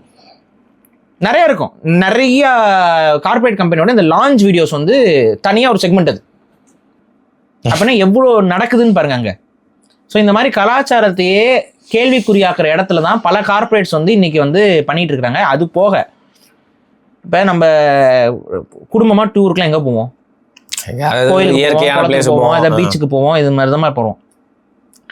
ஆனால் இந்த கார்பரேட் கம்பெனி டூரு, இதோட பேக்கேஜிங்கு, இவங்க இப்போ கூப்பிட்டு போகிற இடங்கள், இதெல்லாம் நீங்கள் கொஞ்சம் அனலைஸ் பண்ணுங்களேன். அதெல்லாம் என்ன மாதிரியான இடங்கள்? கோவாவுக்கு கூப்பிட்டு போவாங்க, தாய்லாண்டு கூப்பிட்டு போவாங்க. இதெல்லாம் எதுக்கு பேர் போன இடங்கள்? பார்ட்டி கல்ச்சருக்கு பேர் போன இடங்கள். ஏன் பார்ட்டி கல்ச்சருக்கு இவ்வளோ மெனக்கடல் இந்த கார்பரேட்ஸு? ஸோ கார்பரேட் கம்பெனிகளுடைய சினஸ்டர் பிளான் என்னென்னா, இங்கே வேலைக்கு வரவங்களை மெட்டீரியலிஸ்டிக்காக மாற்றணும், மெட்டீரியலிஸ்டிக் மைண்ட் செட்டுக்கு வரணும். மெட்டீரியலிஸ்டிக் மைண்ட் செட்டுக்கு வந்தால் தான் அவன் வந்து தன் குடும்பம் தான் சேர்த்து வைக்கிறது இது எல்லாத்தையும் கடந்து அவன் அதிகமாக செலவு பண்ணுவான், ஆட்டம் போடுவான். இந்த மாதிரியான ஒரு லைஃப் ஸ்டைலுக்கு அவங்கள பழக்கப்படுத்துறது. புருஷன் பொண்டாட்டி இந்த மாதிரியான ஒரு இதில் எக்ஸ்ப்ளாய்டேஷன் இல்லாமையா இருக்குது? எக்ஸ்ப்ளாய்டேஷன் எல்லா நாளும் நடந்து கொண்டு இருக்கிறது. இப்போ இங்கே என்ன பிரச்சனைனா, இந்த எக்ஸ்ப்ளாய்டேஷன் கூட ஒரு மத எக்ஸ்ப்ளாய்டேஷன் சேர்ந்துருக்கு. இந்த எக்ஸ்ப்ளாய்டேட் பண்ணுற குரூப்பு அதில் ஒரு மதவாதத்தையும் உள்ளே வச்சுருக்காங்க. ஏன் அப்படின்னா, ஒரு ஹேட்டர் வந்து இன்றைக்கி இந்தியா முழுக்க இருக்கா? இந்த மதவாதிகளுக்குள்ளே அந்த ஹேட்டர் இருக்கும். ஹிந்துக்காரனுக்கு முஸ்லீம்ஸை கண்டாவே பிடிக்காது, முஸ்லீம்களுக்கு ஹிந்துக்களை கண்டாவே பிடிக்காது. இப்போ இந்த ஹேட்டர் மென்டாலிட்டியில் இருக்கக்கூடிய ஒரு செட் ஆஃப் முஸ்லீம் நபர்கள் என்ன பண்ணுறாங்க, ஒன்றா சேர்ந்துக்கிட்டு எக்ஸ்ப்ளாய்ட் பண்ண போகிறோம்னு முடிவாயிடுச்சு. யார் எக்ஸ்ப்ளாய்ட் பண்ணலாம்? நமக்கு ஆகாதவன்னு நினைக்கக்கூடிய ஹிந்து பெண்களை எக்ஸ்ப்ளாய்ட் பண்ணலாம். இதுதான் அவனோட மென்டாலிட்டி. இவன் ஒரு மதவாதி. தன் மதத்தில் இருக்கிறவங்களை விட்டுட்டு மற்ற மத பிள்ளைகளை நாசம் பண்ணலாம் அப்படின்னு சொல்லிட்டு ஒரு மதவாத சிந்தனைக்குள்ளே இந்த வேலையை பண்ணியிருக்காங்க. சைக்கோ, புரியுதா? ஆனால் இவங்கள மாதிரி வெவ்வேறு மதத்தில் இருக்கிறவனும் இன்னும் பண்ணிக்கிட்டு தான் இருக்கிறான். இதே மாதிரி பல குரூப்ஸை உருவாக்கிக்கிட்டு உட்காந்துக்கிட்டு அவங்களுக்குள்ள ஃப்ளர்ட் பண்ணிக்கிட்டு இது பண்ணிக்கிட்டு பேசுறது எல்லா படிநிலைகளையும் இருக்குது. இதை நீங்கள் முழுமையாக சரி செய்யுங்க. முதல்ல ஒரு கார்பரேட் என்விரான்மெண்ட்டுக்கு போகும்போது பெண்கள் வந்து எந்த அளவுக்கு பாதிப்புக்கு உள்ளாகி கொண்டிருக்கிறார்கள்ங்கிறதை நம்ம உணரணும். குடும்பமாக நம்ம உணரணும், பெண்களும் உணரணும். இப்போ இதில் இன்னொன்று புரிஞ்சுக்கோங்க, இந்த பெண்களில் இப்போ என்ன சொல்கிறாங்கன்னா, கிட்டத்தட்ட 50 பெண்களுக்கு மேலே வந்துட்டு எக்ஸ்ப்ளாய்ட் ஆயிருக்காங்க அப்படின்னு சொல்லியிருக்காங்க. இல்லை 50 பேருக்கு மேலே அதாவது எக்ஸ்ப்ளாய்ட் ஆயிருக்காங்கன்னு கதைகள் ஒன்றா வெளில வருது. காவல்துறை வந்து கண்டுபிடிச்சிருக்காங்க. இல்லை ஃபர்ஸ்ட் ஒரு பொண்ணு தான் கம்ப்ளைண்ட் பண்ணுது. ஆமாம், இப்போ தான் வெவ்வேறு பொண்ணுகிட்ட பேசி கம்ப்ளைண்ட் வாங்குறாங்க. ஸோ அந்த ஒரு பொண்ணு என்ன கம்ப்ளைண்ட் பண்ணுதுன்னு பார்த்தீங்கன்னா, என்ன காதலிக்கிறேன்னு சொல்லி என்னை ஏமாற்றிட்டான். இதுதான் அந்த கம்ப்ளைண்ட்டு. அவன் என்ன காதலிக்கிறேன்னு சொல்லி ஏமாற்றிட்டான். அப்போ அதில் இன்னும் கொஞ்சம் எக்ஸ்ட்ரா அவங்க என்ன ஆட் பண்ணுறாங்கன்னா, அந்த காதல் பண்ணும்பொழுது இவன் அவனோட மதத்தை என்னிடம் திணிச்சான் அப்படின்னு. அவன் என்னென்ன பண்ணியிருக்கான் அந்த ஆள் அப்படின்னு பார்த்தீங்கன்னா, அந்த பொண்ணு இன்னும் லவ் பண்ணுறோங்கிற மாதிரி ஒரு இதுக்கு வந்திருக்கிறாங்க. ஒரு ஏழை பொண்ணு, நார்மலான பொண்ணு, ரொம்ப வசதியான பொண்ணு, நார்மலான நடுத்தர குடும்ப பொண்ணு. அந்த பொண்ணு வந்து நான் வந்து உன்னை கல்யாணம் பண்ணிக்கிறேன் அப்படின்னு சொல்லியிருக்கிறான். அப்போ வந்துட்டு இது இந்த நமாஸ் பண்ண சொல்லியிருக்கான், அந்த இஸ்லாமியர்கள் பண்ணுற மாதிரி நீ 5 முறை தொழுகணும். ஸோ இந்த மாதிரிலாம் அந்த பொண்ணை வந்து செய்ய வச்சிருக்கான் அவனே அவனோட மேற்பார்வையில். நீ இது பண்ணு அப்படின்னு சொல்லி ஆஃபீஸ்லேயே பண்ண சொல்லியிருக்கான். இது இப்படி தான் பண்ணணும். அப்புறம் வந்துட்டு அவனோட மதம் சார்ந்த பெருமைகளை சொல்றது. அதுக்கு அடுத்து வந்துட்டு இந்த பொண்ணுடைய மதத்தில் இருக்கக்கூடிய கடவுள்களை வந்து சிறுமைப்படுத்தி பேசுறது. ஸோ இந்த மாதிரியான விஷயங்களை வந்து அவன் அந்த பொண்ணுகிட்ட படிப்படியாக பண்ணியிருக்கான். ஒரு அடுத்த கட்ட நடவடிக்கை என்ன பண்ணியிருக்கான், அந்த பொண்ணு வந்து வெஜிடேரியன், அந்த பொண்ணுக்கு நான் வெஜிடேரியன் நீ சாப்பிடுன்னு சொல்லி அந்த பொண்ணுக்கு அதை வந்து இது சாப்பிடணும், இதெல்லாம் சாப்பிட்டாங்க திணிச்சிருக்கான் அப்படின்னு சொல்லிட்டு அந்த பொண்ணுகிட்ட அப்படியே பழக்கப்படுத்தி சாப்பிட வச்சிருக்கான். அதில் ஒரு படி மேலே போய் பீஃபையும் கொடுத்து சாப்பிட சொல்லியிருக்கான். ஸோ இது எல்லாமே வந்து என்னன்னா அந்த பொண்ணுக்கு வந்து பிடிக்கல, இவன் இந்த பொண்ணு மேலே திணிக்குது. இப்போ இது எனக்கு பிடிக்கலன்னு சொல்லி இந்த பொண்ணு அவங்ககிட்ட சண்டையும் போட முடியாது. ரீசன் என்னன்னா, இந்த பொண்ணு சப்போஸ் உன்னோட நான் வாழ முடியாது, நான் பிரேக்கப் பண்றேன்னு சொன்னா இந்த பொண்ணுக்கு வேலை போயிடும் உடனே. புரியுதா? வேலை போயிடும். அந்த பொண்ணுக்கு ப்ரெஷர் பண்ணி அந்த பொண்ணு அப்போ எனக்கு சம்பளம் வேணும், இந்த டார்ச்சர் நம்ம அனுபவிச்சுனாச்சு இந்த சம்பளத்தை வாங்கிக்கலாங்கிற மாதிரி அந்த பொண்ணு என்ன பண்றதுனே தெரியாம ஒரு மாதிரி தத்தளிச்சிட்டு இருந்திருக்கு. ஒரு லெவலுக்கு மேல சரி அட்லீஸ்ட் அவன் கல்யாணம் பண்ணிக்குவான்னு நம்பிக்கையில் இருந்திருக்கும் போல. சரி நம்மள கல்யாணம் பண்ணிக்கிறதானே சொல்றான் அப்படின்ட்டு அவன் வந்து கல்யாணம் பண்ணிக்கல அப்படின்னு ஒரு இடத்துக்கு வரான். அந்த கல்யாணம் பண்ணிக்கலங்கிற இடத்துக்கு வரும்போது இந்த பொண்ணு போயிட்டு போலீஸ்ல கம்ப்ளைண்ட் பண்ணுது. இப்போ இந்த பொண்ணு கம்ப்ளைண்ட் பண்ணதுக்கு அப்புறம் காவல்துறை இதை கொஞ்சம் மேலோட்டமா ஃபர்ஸ்ட் விசாரிக்கிறாங்க. அப்புறம் இதுல ஏதோ சம்திங் ஏதோ பெரிய ஒரு விஷயம் இருக்குன்னு பாக்குறாங்க. அப்ப என்ன பண்றாங்க, சரி இது இன்னும் கொஞ்சம் டீட்டெயிலாக எடுக்கணும்னா பெண் காவல்துறையாளர்களை வந்து கொஞ்சம் பேர் அனுப்பியிருக்காங்க. ஒரு கிளீனரா ஒருத்தவங்க போயிருக்காங்க, ஒருத்தவங்க வந்து ஹெல்ப் டெஸ்க்ல போயிருக்காங்க. இந்த மாதிரி அவங்களோட இதுக்கு தகுந்த மாதிரி ஆளுகளை உள்ள அனுப்பி போலீஸ் வந்து ஸ்மெல் பண்ணிச்சு, அதனால தான் இந்த மாதிரி அனுப்புது. பேசிக்கா என்னன்னா, அந்த வடிவேல் படம் இருக்குல்ல, வடிவேல்ல வந்து கல்யாணம் தான் கட்டி ஓடி போலாமான்னு அந்த பாட்டு பாடினா அப்ப ஒரு பொண்ணு வந்து அப்படியே நிற்கும். அதே வேலை தான் நடந்திருக்கு. பொண்ணுங்களை உள்ள அனுப்பியிருக்கிறாங்க. அவங்க எப்பவும் போல அவங்களோட குரூப்ல வந்து இந்த பொண்ணு இந்த பேரு அப்படி இப்படின்னு போட்டுட்டு இவங்க வந்து மிஷன் ஸ்டார்ட் பண்ணியிருக்கானுங்க. இந்த மிஷன் ஸ்டார்ட் பண்ண உடனே ஆட்டோமேட்டிக்கா காவல்துறைக்கு டேட்டாஸ் வர ஆரம்பிச்சிருது. ஸோ இவங்க இந்த மாதிரி முட்டி போட வைக்கிறது, நமாஸ் பண்றது, திட்டுறது, இது எல்லாத்தையும் நோட் பண்ணிருக்காங்க, ஃபைல் பண்ணியிருக்காங்க. கேஸுக்குள்ள இதுக்கான ஆதாரங்களையும் எடுத்திருக்கிறதா சொல்றாங்க. இதுக்கப்புறம் இப்போ என்ஐஏவும் இதுக்குள்ள இன்வெஸ்டிகேஷன் வந்திருக்கு. என்ன எது காரணம்னா, இப்போ இவங்கெல்லாம் இதை இண்டிபெண்டா பண்ணானுங்களா, இல்ல இவங்க இந்த துரேந்தர் மாதிரி படத்துல வர மாதிரி இவங்க ஒரு மிஸ் ஆகாதுன்னு ராகுல் டகாட்டுக்கு இவங்களுக்கு ஏதாவது சம்பந்தம்? ஆமா, அந்த மாதிரி வேலையை பண்ணிட்டு இவங்க பிளான் பண்ணி தான் இதை பண்றாங்களா அப்படிங்கிற ஒரு இன்வெஸ்டிகேஷன் வந்து போய்கிட்டு இருக்கு. இது கூடவே இன்னும் நான் சொல்லிடுறேன், அந்த அமராவதியில ஒரு பையன் மாட்டியிருக்கான். அவங்க கிட்ட பாத்தீங்கன்னா 350 பொண்ணுங்களோட வீடியோஸ் இருக்கு. முஸ்லீம், அவன் சின்ன பையன், ரொம்ப சின்ன பையனா, ரொம்ப சின்ன பையன் இல்ல, அவன் வந்து ஒரு அந்த பொண்ணுங்களோட கம்பேர் பண்ணும்போது சின்ன பையன். ஆமா. இப்ப என்னன்னா, இவன் வந்து என்ன, இவனுக்கு என்ன 22 23 வயசு அந்த மாதிரி சொல்றாங்க தெரியல. இவன் வந்து என்ன பண்ணியிருக்கான், ஊர்ல இருக்க எல்லா பிள்ளைகளோடையும் அவன், ஆனா ஆக்சுவலா வந்து இவன் வந்து இஸ்லாமிய பொண்ணுகளையும் ஏமாத்திருக்கான். ஸோ அவன் வந்து அந்த பாரபட்சம் பார்க்காம நான் ஏமாத்திருக்கேங்கிறது அவனுடைய ஸ்டாண்டா இருக்கு. ஆனா அவன் 350 பொண்ணுகளை வந்து பழகிறது, அந்த பொண்ணுகளை நம்பிக்கை வர வைக்கிறது, வீடியோ எடுக்கிறது. ஒவ்வொரு பொண்ணுங்களும் ஒவ்வொரு மாதிரி வீடியோ எடுத்து வச்சிருக்கான். அவன் ஃபோன்லாம் மாட்டி இப்போ பார்க்கும்போது கிட்டத்தட்ட 350 பொண்ணுங்களோட வீடியோஸ் வந்து அவன் ஃபோன்ல கிடக்கு. இதெல்லாம் நம்ம நினைக்கும் போது நம்ம இந்த நாயில திட்டுறதா, இந்த நாய்கிட்ட ஏமாறுற பெண்களை திட்டுறதா? பெண்களை திட்டாதீங்க பாருங்க, எனக்கு ஒண்ணுமே புரியலைங்க. சொல்லியே வளர்க்க மாட்டாங்களாங்க வீட்டுல இருக்கவங்க. எனக்கு எல்லாம் சொல்றாங்க, கலாச்சாரங்கிறாங்க, பண்பாடுங்கிறாங்க, வரலாறுங்கிறாங்க, ஆன்மீகம்ங்கிறாங்க, ஹிந்துங்கிறாங்க, முஸ்லீம்ங்கிறாங்க, கிறிஸ்டியன்ங்கிறாங்க, இயேசுங்கிறாங்க, அல்லாங்கிறாங்க, முருகன்கிறாங்க, எல்லாம் சொல்றாங்க. இதெல்லாம் உங்க வீட்டு பிள்ளைகள்கிட்ட சொல்றீங்களா இல்லையாடா? எல்லாரையும் கேக்குறீங்க.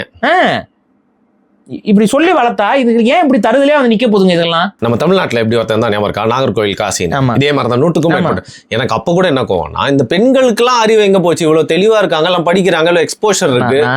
திரும்ப சொல்றது வந்து வெளியே வாருங்கள் தோழி, அதுக்கப்புறம் புரட்சி பேசுவோம் வாங்க தோழி, அதுக்கப்புறம் இதுதான் உன்னோட ரைட்ஸ் அப்படின்னு பேசுற எவனையுமே நம்பாதீங்க. ஏன்னா இவங்க நாளைக்கு பொண்டாட்டியை கல்யாணம் பண்ணாங்கன்னா இந்த ரைட்ஸ் அளவு எதையுமே அவங்க பொண்டாட்டிகிட்டயோ பிள்ளைகிட்டயோ பேச மாட்டாங்க. இது ஆண்களுடைய வாக்கு மூலம். இது நான் இன்னைக்கு சொல்றேன், இன்னைக்கு உங்க முன்னாடி லிபரலா தெரியுற மாதிரி பேசிக்கிட்டு இருக்க அத்தனை பயப்பிள்ளையும் கல்யாணத்துக்கு அப்புறம் பாருங்க, அவன் கல்யாணத்துக்கு அப்புறம் அவன் மனைவி கிட்ட அந்த லிபரலிசத்தை அவன் கடைபிடிக்க மாட்டானுங்க. அதையும் இப்ப கடைபிடிக்கிறதுக்கு சில பேர் ஒத்து வராங்க இருக்கானுங்க. ஆனா அவங்கள வந்து நம்ம வந்து கணக்குல சேர்த்துக்க முடியாது. அவங்கள வந்து ஒரு கார் தேவை இருக்கும். அவங்க சில நேரங்களில் வந்து பிட்டு படம் நடிக்க வைப்பாங்க. அதுக்கு என்ன, நீ சம்பாதிக்கணும்லமா அப்படிம்பாங்க. கேட்டா என் மனைவிக்கு சம்பாரிச்சு கொடுத்த கார்ல நான் வந்து பெருமையா வாழ்றோம் அப்படிம்பாங்க. இந்த மாதிரி ஒரு நாதாரி பயல்கள் இருக்காங்க. இது ஒரு புது செக்ட். இவங்களை நாங்கள் மனிதர்களாக கூட மதிக்கிறது இல்லை.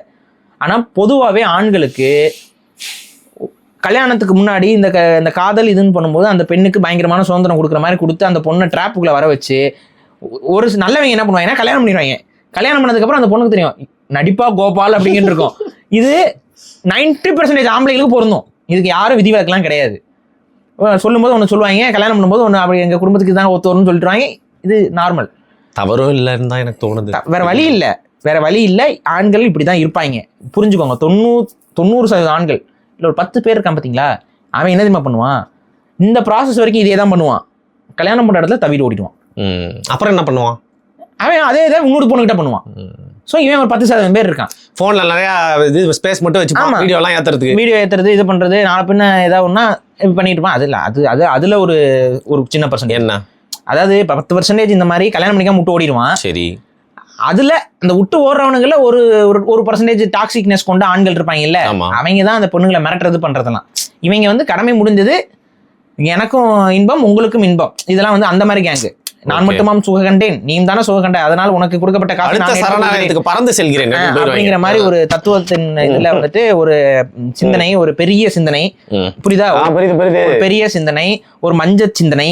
இந்த மாதிரி பல சிந்தனைகள்ல ஈர்க்கப்பட்டு மனைவியார், துணைவியார், இணைவியார், பணியார், இந்த மாதிரி அப்படியே வரிசைக்கா போய் கடைசியில அவன் வாழ்க்கை வாழ்ந்துட்டு பெஸ்டியார் இந்த மாதிரி போயிடுவான் அவன்.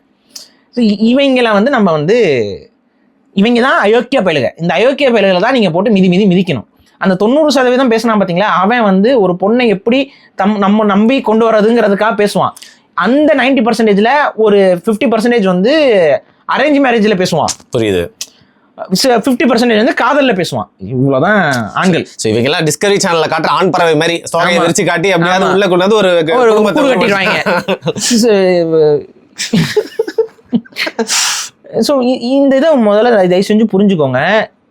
இந்த இடத்துல வள்ளுவர் சொல்றதை கேட்டுக்கோங்க. வள்ளுவர் தெளிவாக சொல்லியிருக்கிறார், ஒரு பெண்ணை பூட்டி வச்சு நீ பாதுகாக்க முடியாது.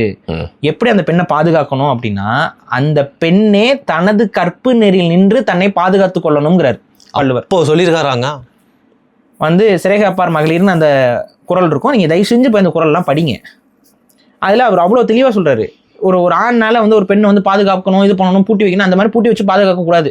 யார் பாதுகாத்துக்கணும்னா, அந்த பெண்ணே நமக்கு எது சரி அப்படிங்கிற இடத்துல தன்னை பாதுகாத்துக்கணும். இந்த ப்ரீமேரிட்டல் செக்ஸ், இந்த ப்ரீமேரிட்டல்லாம் இந்த போய் அலையிறது, குடும்ப கல்யாணத்துக்கு அப்புறம் கண்டவனும் பேசுறது, அதை என் ஃப்ரெண்டு தான், என் நண்பன் தான் அப்படின்னு சொல்லி எங்களுக்கு அதுலயே இது பண்றது, இதெல்லாம் தயவு செஞ்சு பெண்கள் செய்யாதீங்க. உங்களுக்கே தெளிவாக தெரியும், ஒரு ஆண் உங்ககிட்ட பேசுறான் அப்படின்னா என்ன நோக்கத்துக்கு பேசுறான். ஸோ பேசிக்கலி இதுதான் விஷயம். இது ஆனால் ரொம்ப நார்மலைஸ் பண்ணிட்டு, அன்னைக்கு ஒருத்தன் பார்க்குறேங்க ரீல்ல, அந்த இந்த படம் பார்த்தோமே, நம்ம இந்த முட்டிக்கால் போட்டு உட்காந்து இந்திய பிட்டு படத்தில் உட்காந்துருக்கேன். அது என்ன படம்? இது எல்லைக்கேவா? எல்லைக்கே இல்லைங்க, அதுக்கு முன்னாடி நடத்த ஏதோ ஒரு பொண்ணு அப்படி சொல்லுவான்ல, நம்ம கூட டியூடு படத்துல அது சரின்னு ஒருத்தன் பேசி வச்சிருக்காங்க ரீல்ஸ்ல. என்ன சொல்லியிருக்கான் அந்த பையன், கண்டிப்பா பார்த்துருப்பீங்க. அந்த பையன் என்ன சொல்றான், ஃப்ரெண்ட்ஸா அப்படிதான் பழகிக்குவாங்களாம், ஃப்ரெண்ட்ஸா அப்படிதான் பழகிக்கணுமா. அப்படி பழகுனாதான் அவங்களுக்குள்ள அவங்க ஆண் பெண் அப்படிங்கிற அந்த சிந்தனைகளை கடந்து நண்பர்களாக இணைவாங்களாம். இந்த மாதிரி இப்படி பேசக்கூடாது அப்படி பேசக்கூடாதுன்னு இருந்தா அவங்களுக்குள்ள ஒரு பெண் அப்படிங்கிற சிந்தனை இருக்குமா, அங்க அட்ராக்ஷன் வந்துருமா, காதலாயிருமா. அது ஏமாத்திருக்கீங்களே நீங்க. நான் அவன்கிட்ட கீழே கமெண்ட் போட்டு வந்துட்டேன். நான் என் கை சும்மா இல்ல, கமெண்ட் போட்டேன். ஒன்னும் இல்ல தோழர், நீங்க என்ன பண்றீங்க, உங்க அம்மாவையும் உன் மனைவியையும் உன் தங்கச்சியும் இது மாதிரி போய் பழக சொல்லு. என்னங்க ஹர்ட் பண்ணிருக்கீங்க, புண்படுத்துற மாதிரி பேசண்டா. இப்படிதான் பேசிக்குவாங்களா ஒரு பொண்ணுகிட்ட? ஒரு வரையற வேணாம், இதுவே ஒரு விதமான வெர்பல் ஹராஸ்மெண்ட். இந்த மடைநிலைக்கு புரியுதா புரியலையா? இது நூல் விட்டு பாக்குறது. இது பேரு நம்ம லோக்கல் லாங்குவேஜ் சொன்னா நூல் விட்டு பாக்குறது. ஒரு பொண்ணுகிட்ட கொஞ்சம் லைட்டா ஆபாசமா பேசுறது, அந்த பொண்ணு முறைச்சா நான் விளையாட்டா சொன்னேன்ப்பா அப்படின்னு போயிடுவாங்க. அந்த பொண்ணு சிரிச்சா அதையே பேசி பேசி பேசி சான்ஸ்கார வரைக்கும் வெயிட் பண்ணிட்டு இருப்பாங்க. புரியுதா? ஏங்க சிரிச்சுட்டே இருக்கீங்க? இல்ல ரீல்ஸ்ல பாக்குறோம், நம்பாதீங்க பாரு. இப்போ ஒரு டெக்னிக் வச்சிருக்காங்க, நீங்க என்ன பேசுறீங்களோ அதை பாக்குறாங்க, அதுக்கு அப்படியே ஆப்போசிட்டா பேசி போடுறாங்க. அது ஒரு மாதிரி ட்ரெண்டிங்கா போயிட்டு இருக்கு. இப்ப நம்ம பேசுறோம்ல வீடியோ, இதுக்கு அப்புறம் தான் போடுவாங்க. உட்காந்து பாத்துட்டு இருப்பாங்க, பாரி என்ன சொல்றாருன்ட்டு. பாரி சொன்னது தப்பு அப்படின்னு ஒரு வீடியோ போடுவாங்க. ரொம்ப மானச்சு விடுங்க, நம்மளை வச்சு கொஞ்சம் பேர் வாழ்றது, நம்மளும் ஒரு ஆண்டர்பிரினரா இருந்து உங்களுக்கு வேலை வாங்கி கொடுத்துருக்கோங்க போது நல்லா வாழுன்னு ஒரு வீடியோ பண்ணுங்க. செத்துற போறேன் அப்படின்னு செத்துருவாங்க போயிட்டு அப்படியே. அப்போ இதுதான் இருக்கிற விஷயம். ஸோ இதெல்லாம் நம்ம ஆக்சுவலாக மாற்றணும். ரொம்ப ஒரு ஹிப்போக்ரஸியை மண்டையில் வளர்த்துக்கிட்டு இருக்கிறோம். உண்மையாகவே நம்ம ஒவ்வொருத்தவங்களுக்கும் நம்மளோட நம்பிக்கைகள் முக்கியம், மதம் முக்கியம், அதுலலாம் நம்ம தலையிடவே இல்லை. ஆனால் இங்கே மதவெறி பேசுகிற பல பேர் அவன் மதத்தை அவன் பாதுகாக்கிறதே இல்லை, அந்த மதம் சொல்கிறபடி அவன் வாழ்கிறதும் கிடையாது. இவ்வளோதான் விஷயம். இப்போ நான் ஒரே ஒரு சின்ன எக்ஸாம்பிளோட சொல்கிறேன். இங்கே சில சங்கிகள் வந்து கத்திக்கிட்டு தான் இருப்பீங்க, எப்படி இருந்தாலும் என்ன சொன்னாலும் உங்களுக்கு வந்து நம்ம வந்து இஸ்லாமியர்கள் தலை எல்லாத்தையும் துண்டாக்கணும்னு பேசினா கூட ஐயோ வந்து பாரி வந்து இஸ்லாமியர்களுக்கு ஆதரவாக பேசுறாரு அப்படின்னு சொல்லி பேசுவாங்க. சின்ன துண்டா வெட்ட சொல்லிட்டாரு, எத்தனை துண்டுன்னு சொல்லணுன்றாங்க. உங்களெல்லாம் வந்து சாட்டிஸ்ஃபை பண்ண முடியாது. உங்களை சாட்டிஸ்ஃபை பண்ணணும்னா மோடி கூட உட்காந்து குஜராத் கலவரத்தில் நான் போய் பார்ட்டிசிபேட் பண்ணிட்டு வந்தா தான் அப்பயும் நீ சாட்டிஸ்ஃபை ஆக மாட்டேன். அதான் அவ்வளோ வெறி பிடிச்சி அலையிறீங்க. ஒரே ஒரு கேள்வி கேட்குறேன். இவங்களை பொறுத்த வரைக்கும் என்ன தெரியுமா, இவன் மதத்தையே ஃபாலோ பண்ணலினாலும், இவன் மதத்தின்படி வாழவே இல்லைனாலும், அசிங்கத்தையும் ஆபாசத்தையும் இணையதளத்தில் பரப்புனாலும், ஆனால் பிட்டு படம் மாதிரியான படங்கள்ல கூட ஐட்டம் சாங்கில் போய் நடித்தாலும் ஒரு நாள் அந்த தியான மடத்துக்கு வந்து சாமியை கும்பிட்டுட்டா கழுவிடும், எல்லாம் அவங்க உத்தம புத்திரர் ஆயிடுவாங்க. குடும்பத்துக்கு எடுக்கிற பொண்ணா இருந்தாலும் சரி, இதை கெடுக்கிற கோயிலில் போயிட்டு சாமி கும்பிட்டுட்டா அவங்க உத்தம புத்திரி தூக்கி வச்சு கொண்டாடுறாங்களா இல்லையா? இப்போ இதுக்காகவே இந்த மாதிரியான மடையனுங்க இருக்கானுங்கிறதுக்காகவே இந்த ஐட்டம் டான்ஸ் ஆடுற பொண்ணுங்க எல்லாம் 10 ஐட்டம் டான்ஸ் கமிட் ஆகிறாளுங்க. ஐட்டம் சாங்கில் ஃபுல்லாக ஆடி அசிங்கமும் ஆபாசத்தையும் இந்த ஒட்டுமொத்த இந்த சனாதன தர்மத்துக்கே எதிராக எல்லா வேலையும் பண்ணிட்டு கஞ்சா அடிப்பாளுக, ஹெராயின் குடிப்பாளுக, எல்லாம் பண்ணுவாளுங்க. பண்ணி முடிச்சுட்டு அப்படியே வந்து ஒரு சிவலிங்கத்துக்கு முன்னாடி உட்காந்து ஒரு ஃபோட்டோ போட்டுருவாளுங்க. உடனே வந்துட்டு சனாதன தர்மம் ஹே வாழுது ஹே அப்படிமா. இதுதான் சனாதன தர்மத்தை வாழ வைக்கிறதா? முதல்ல அந்த தர்மத்தை ஃபாலோ பண்ணுங்கடா. நீங்கள் அந்த தர்மத்தை ஃபாலோ பண்ணுங்க. அந்த தர்மத்தை ஃபாலோ பண்ணினா நீ அப்பாவி மேலே கோவப்பட மாட்ட. நீ உண்மையாகவே அந்த மதத்தை நீ ஃபாலோ பண்ணினா ஒருத்தன் செய்கிற தப்புக்கு எல்லாரையும் சொல்லிக்கிட்டு அலைய மாட்டேன். ஸோ இதுதான் எல்லாருக்கும் பொருந்தும். இப்போ இது மாதிரி எல்லா பெண்களும் அலையிறாங்கன்னு நான் சொல்ல போகிறேன்னா இல்லை, உன்னோட இதில் ஒரு 10 பேர் அலையிறாங்கல்ல, அது தப்பு. அதே போல இவன் இதுலயும் இஸ்லாமியத்திலையும் ஒரு சில கூமுட்டைக இந்த வேலையை பண்ணுது. சைக்கோ, இந்த சைக்கோ கூமுட்டை மதவெறி பிடிச்ச நாய்களை நீ ஒட்டுமொத்த இஸ்லாமியரோடையும் சேர்த்து வச்சு பேசணும்னு ஆசைப்படுற பாரு, இதுவும் ஒரு மதவாதம். எல்லாரும் இது பண்றாங்க ப்ரோ.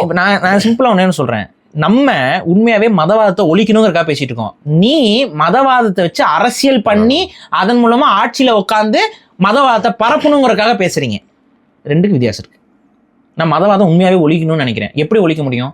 டீசெண்டா இருக்கிற இஸ்லாமியர்களுக்கு புரிய வைங்க, இவனுங்க தப்பானவனுங்கன்னு அவங்கள பேச வைங்க. அவங்க பேசணும், அவங்க பேசுறாங்க, பேசாமலாம் இல்லை. ஆனா பேசினாலும் இவங்க என்ன சொல்லுவாங்க, ஓ மதமே தப்புன்னு சொல்லுவாங்க, நடிக்காதடா அப்படின்னு கமெண்ட் பண்ணுவாங்க, மதமே தப்புன்னு சொல்லுவாங்க. நபிகள்கிட்ட போயிடுவாங்க. இப்ப நபிகள்கிட்ட நீங்க போகும்போது அவன் என்ன பண்ணுவான், அவன் இங்க வந்துட்டு ஒவ்வொரு கதையும் எடுத்துக்கிட்டு அவன் வந்து அடுத்த எண்ட் என்ன போகுது, ஹார்மனி இருக்காது, பிரச்சனை தான் வரும். நீங்க அடிச்சுட்டு சாவ போறீங்க. இந்த அடிச்சுட்டு சாவரில் எங்களை சைடு எடுக்க சொல்றீங்களா? நாங்கெல்லாம் வேடிக்கை தான் பார்ப்போம், நீங்க அடிச்சுட்டு சாவுங்க. இன்னும் நான் சொல்றேன், இந்த மத சண்டை மைதானம்னு ஒன்று வச்சுட்டு அங்க அடிச்சுட்டு செத்தீங்கன்னா அது ஒரு ஒரு என்டர்டைன்மெண்ட் ஐபிஎல் மாதிரி நாங்க பாத்துக்கிட்டு அதுல நாங்க சொந்த மகிழ்ச்சி அடைகிறோம். அதுல ஏதாவது ஒரு டிஷர்ட்லாம் மாறி கொடுத்தீங்கன்னா ஆளுக்கு சப்போர்ட் மாறி மாறி மாறி மாறி நாங்க சப்போர்ட் பண்றோம். நான் அதுல பாத்தீங்கன்னா ஒரு பக்கம் ஒரு டிஷர்ட், இன்னொரு பக்கம் ஒரு டிஷர்ட், 2 பக்கம் சப்போர்ட் பண்ணேன். அடிச்சு சாவுங்கடா, ரொனால்டோ ஃபேன் மாதிரி பண்ணுறேன். ஆமாங்க, 2 பேரும் சாவுங்கடா தான் நான் சொல்லுவேன். இவ்வளவுதான். எனக்கு வந்து இந்த மதத்தை வச்சுக்கிட்டு நான் தான் நம்ம தெளிவா சொல்லிட்டோம்ல, மதம் மாறக்கூடியது. என்னைக்கு வேணாலும் எவன் வேணாலும் எந்த மதத்துக்கு வேணாலும் மாறலாம். ஸோ மாறக்கூடிய ஒரு விஷயத்தை வச்சுக்கிட்டு நீ உட்காந்துட்டு சண்டை போட்டுட்டு இருந்தீங்கன்னா, கற்பனைக்கான ஒரு விஷயத்தை எடுத்து வச்சுக்கிட்டு என் மதம் பெருசு ஓ மதம் பெருசுன்னா இருக்கிற ரியாலிட்டியை விட்டுறீங்கடா. அதை தான் நான் சொல்றேன். ஸோ ஒரு எக்ஸாம்பிள் நான் சொல்றேன் பாருங்க. இப்போ இந்த பசங்க வந்து இந்த மாதிரி காதல் வலையில விழுக வச்சு இது பண்றாங்க. இப்போ குரான் எடுத்து பார்த்தீங்கன்னா காதலிக்கவே கூடாதுன்னு இருக்கு. இப்போ அவன் என்ன சொல்லுவேன், எங்க குரான் நீ முஸ்லீமை தப்புன்னு சொன்னீங்கன்னா எங்க இதுல காதலிக்கவே கூடாது, அவன் காதலிச்சிருக்கான் அப்படின்னா இல்லை காதலிக்கிற மாதிரி அவன் வேலை பண்ணியிருக்கான் அப்படின்னா அவனுக்கு 100 சவுக்கடி கொடுன்னு அவன் சொல்லிட்டு இருப்பான். ப்ரீமேரிட்டல் செக்ஸும் தப்பு. அவங்க அது விபச்சாரத்துக்கு இணையானது. அவங்கள கல்லாடிச்சு கொல்லணும். அதாவது காதலிக்கிறவனுக்கு சவுக்கடி. இந்த மாதிரி உடல் உறவுல எல்லாம் ஈடுபட்டாங்க திருமணத்துக்கு முன்னாடினா அவங்கள வந்து ஊர் பாக்குற மாதிரி கொல்லணும் போட்டிருக்கு, குரான்ல இருக்கு. என்ன பண்ண போற? டேட்டிங் ஆப் இருக்கலாம், தேடி இது பண்ணணும். இப்ப அது நான் அதான் சொல்றேன், இந்த மதவாதத்தின் அடிப்படையில நீங்க இதை பாத்தீங்க, ஒரு மதம் எந்த மதமும் எந்த மக்களுக்கும் கெட்டதை மட்டுமே போதிக்காது. ஒரு சில மதங்களில் சில குறைபாடுகள் இருக்கு, அது எல்லா மதத்திலையும் இருக்கு. இந்த மதத்தை குறையே இல்லைன்னு ஒரு மதம் இல்லை உலகத்துல.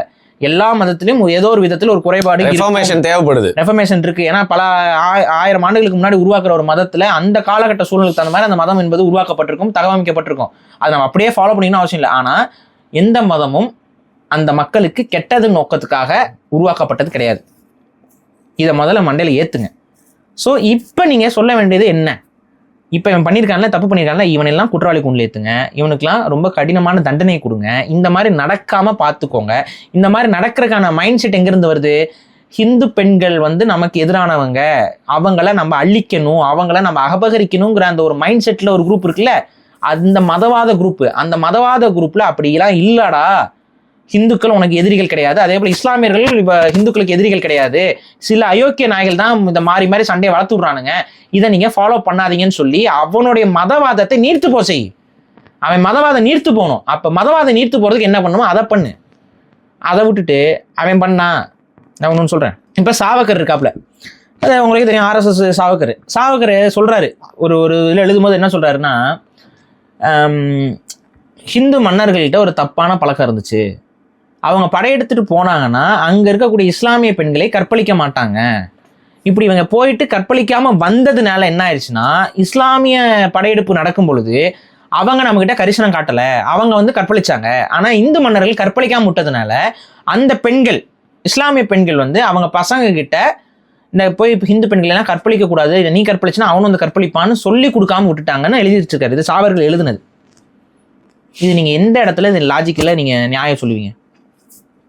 ஒருத்தங்க தப்பு செய்யறான்றக்கா அதே தப்பு நம்ம செய்யணும்னு சொல்லக்கூடாதுல்ல. இதுதான் மதவாதம். இப்ப நான் என்ன இருந்தேன் என்னதுமா சொல்லுவேன், இஸ்லாமியர்கள் வந்து இந்த மாதிரி கற்பழிக்கிறாங்க அப்படின்னா அந்த விஷயத்தின் மூலமாக அவனிடம் கேள்வி கேட்கணும். நீ வந்து முதல்ல இஸ்லாமியனான்னு கேளு. நீ என்னடா அல்லான்னு தூக்கிட்டு வர? அல்லாஹ் வந்து உன்னை கற்பழிக்க சொல்லியிருக்கா? போய் பெண்களை போய் கற்பழிக்க சொல்லியிருக்காரா அல்லாஹ்? நீ பண்றேன்னா நீ என்னடா முஸ்லீம்னு சொல்லி கேட்டிருக்கணும். நீ என்னடா முஸ்லீம், நீ என்னடா அல்லாஹ்க்கு உண்மையா இருக்க, நீ தாண்டா நரகத்துக்கு போக வேண்டிய, நாங்களே நரகத்துக்கு அனுப்புறோம்டா போய் வெட்டி சாயி, பிரச்சனை முடிஞ்சுது. இதை தான் நீ பண்ணணும், இதை தான் நீ சொல்லணும். ஆனால் எந்த இடத்துல எதை சொல்லணும்னு இல்லாமல் இதுதான் கொளுத்தி போடுறது. அப்போ இவங்களோட நோக்கம் என்னங்க? பிரச்சனை கொண்டு பண்ணணும். இங்கே பிரச்சனை பண்ணணும். அவன் செய்கிற தப்பை நீயும் பண்ணு. அவன் தப்பு பண்ணுறான், அதை தட்டி கேட்கறது வேற. அவன் செய்கிற அதே தப்பு எவ்வளோ ஒரு கோரமான ஒரு தப்பு. அந்த கோரமான ஒரு தப்பை நம்ம மன்னர்கள் செய்யலன்னு நீ வருத்தப்படுறீங்கன்னா இங்கதான் மதவாதம். இதுதான் மதம். மதம்னு ஏன் தமிழன் சொன்னா அந்த இடத்துலயே புரிய வேணாமா? மதம், ரிலிஜியன். மதம் யானைக்கு பிடிக்குது, என்ன பண்ணுது? யானை மதம் பிடிச்சி அலையுதுன்னா என்ன? இதுதான் நீங்க ஒரு யானைக்கு மதம் பிடிச்சா அது என்ன வேலை பண்ணுமோ அதை தாண்டா நீங்க மாறி மாறி பண்ணிட்டு இருக்கீங்க. அழிவு, டிஸ்ட்ரக்ஷன். அதுக்கு மதம் பிடிச்ச யானையை நீங்க வந்து ரீசன் பண்ண முடியுமா? வளர்த்தவன் சாப்பாடு கொடுத்தவன் பார்க்க வைக்க முடியுமா? மதம் பிடிச்சிச்சுன்னா யானை வளர்த்தவனே கொண்டுருது. அப்புறம் மதம் இறங்கினதுக்கு அப்புறம் ஐயோ இவனையா நம்ம கொண்டுட்டோம் உட்காந்து வருத்தப்பட்டு அளவன் அறிவான உயிரினம் தான். ஆனா அதுக்கு மதம் பிடிச்சதுன்னா அது நாசம் பண்ணுது. இவ்வளவுதான் விஷயம். மதம் இவ்வளவுதான். என்னோட பார்வையில் இஸ்லாமும் இவ்வளவுதான், கிறிஸ்டியானிட்டி இவ்வளவுதான், ஹிந்துவிசமும் இவ்வளவுதான். புரிஞ்சுக்கோ. எனக்கு வந்து இந்த மதம்னு வந்துனாவே எனக்கு இதுல எல்லாம் உடன்பாடு இல்லை. ஆன்மீகம் வேற, மதம் வேற. ரெண்டுக்கும் போட்டு குழப்பிக்காத. இஸ்லாத்துலயும் ஆன்மீகம் இருக்கு, ஹிந்துவிசத்துலயும் ஆன்மீகம் இருக்கு, கிறிஸ்டியானிலையும் ஆன்மீகம் இருக்கு. ஆனா இதை இந்த பிளைண்டா ஃபாலோ பண்ணிட்டு ஏசு தான் ஒரே வழி, அல்லாஹ் தான் ஒரே வழி, அதே போல ராமன் தான் ஒரே வழிங்கிறீல்ல, பிரச்சனை. இந்த மாதிரிலாம் இருக்காது. ஆக்சுவலா ஹிந்துவிசத்துல அப்படி இருக்கக்கூடாது. இவனுங்க தான் வந்து இந்த அப்ராஹமிக் மதங்கள் மாதிரியே இவங்க கட்டமைச்சுட்டு இருக்காங்க. இப்ப இந்த மோனோதெயிசம் மாதிரி கொண்டு வர பண்ணிட்டு இருக்காங்க. உங்க இதுல அப்படி இல்லை. இப்ப நீங்க சொல்ற சனாதன தர்மமா இருக்கட்டும், இப்ப நாங்க இப்ப வழிபடக்கூடிய ஆசியோகமா இருக்கட்டும், இப்ப சைவமா இருக்கட்டும், வைணவமா இருக்கட்டும், எதுலையுமே வந்து இந்த பிக்ஸ்டு பாத்துன்னு ஒண்ணு இல்லப்பா. ஒரு அரசன் இருப்பான், அவன் கோயில் கட்டினா அவனுக்கு மோட்சம் கிடைக்குங்கிறதும் நம்பிக்கை. ஒரு ஆண்டியா இருக்கிறவன் தினமும் பிச்சை எடுத்து வாழ்ந்தாலும் அவனுக்கும் மோட்சம் கிடைக்குங்கிறதும் நம்பிக்கை. ஸோ இப்படிதான் வாழணும், அப்படிதான் வாழணுங்கிற ஒரு கட்டமைப்பு இல்லை. இது அப்ராஹமிக் மத கட்டமைப்பு. ஸோ இதை புரிஞ்சுக்கோ. மத உணர்வை நீர்த்து போகணும்னா சகோதரத்துவம் மூலமா தான் முடியும். நண்பனாக பாரு, அன்போடு அணுகு, எல்லார் மேலேயும் இந்த ப்ரீஜஸ்டிஸ் பண்ணாது. இவங்கன்னா இப்படிதான் இருப்பாங்கன்னு நினைக்காத. இதை நீ நினைக்க அந்த மதவாதம் பெருசாகிட்டே இருக்கும். ஸ்டீரியோடைப் பண்ணி வச்ச முத்திரகுத்தி. இதுதான் நம்ம, இதைத்தான் நம்ம வேண்டாங்கிறேன்.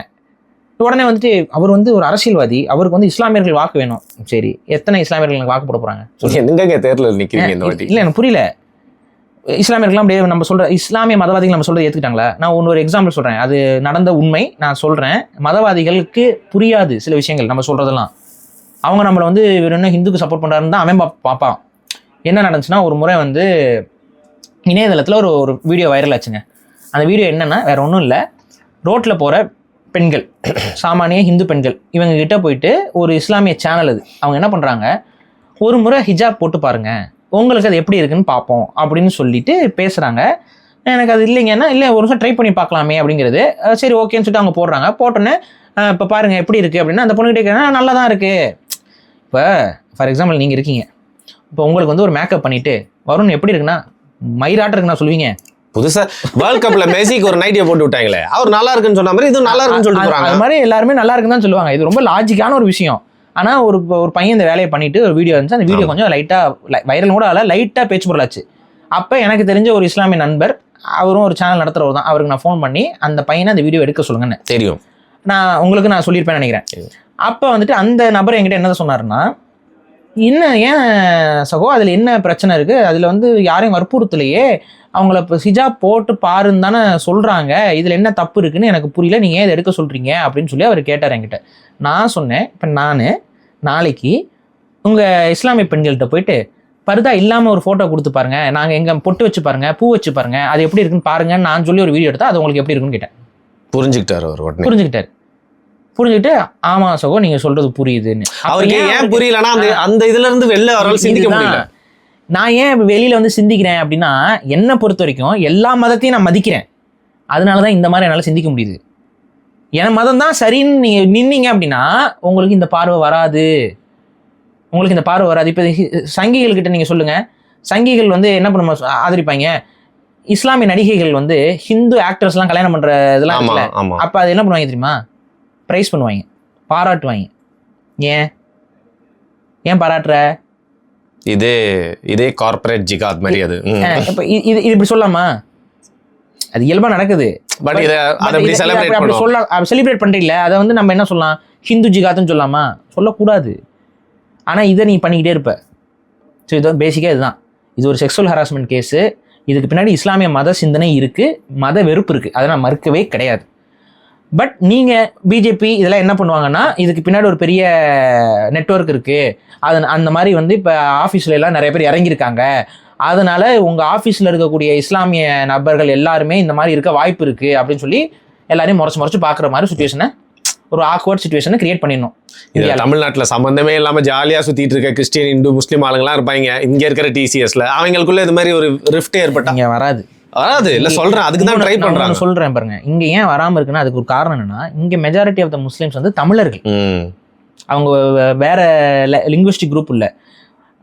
நமக்கு அவங்களோட ஏற்படக்கூடிய அஃபெக்ஷன் வந்து ரிலீஜியஸ் அஃபெக்ஷன் கிடையாது, அதை முதல்ல புரிஞ்சுக்கணும். நம்மளும் ஜெனட்டிக்காவே இது நமக்கு அவங்களோட இனத்தவர்கள், நம்ம ஒரே இனம்ங்கிறனால நமக்கு வந்து ஒரு நட்பு இருக்கு, நட்பு என்பது இயல்பாக ஏற்படுது. வடக்குல அது ஏன் நடக்க மாட்டேங்குதுன்னா, வடக்குல படையெடுத்து வந்தவர்கள்ங்கிற அந்த ஒரு மைண்ட் செட் இருக்கு. நமக்கு இன்னைக்கு தமிழ்நாட்டில் வந்துட்டு நம்மளை வந்து ஒரு சில லிங்குவிஸ்டிக் மைனாரிட்டிஸ் வந்து நம்ம ரூல் பண்றாங்களா, அவங்க நம்மளை வந்து நட்பாவே பார்க்க மாட்டாங்க.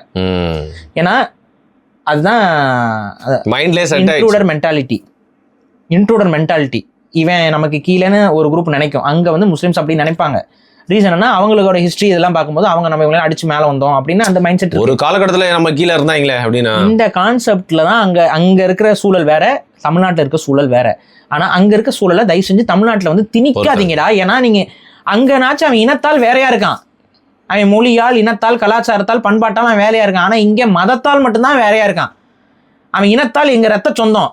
நீங்க என்ன சொல்ல வரேன்னா, இங்க இருக்கிற இஸ்லாமியர்களை போட்டு அடிக்கணும், இங்க இருக்கிற இஸ்லாமியர்களை போட்டு பிரச்சனை பண்ணணும், அவங்கள போயிட்டு கேள்வி கேட்கணும், அவங்கள போய் சொரியணும். கண்டிப்பா இதுலயும் மதவாதிகள் இருக்காங்க. எனக்கு அப்படி ஒரு மதவாதியோட சரிங்க.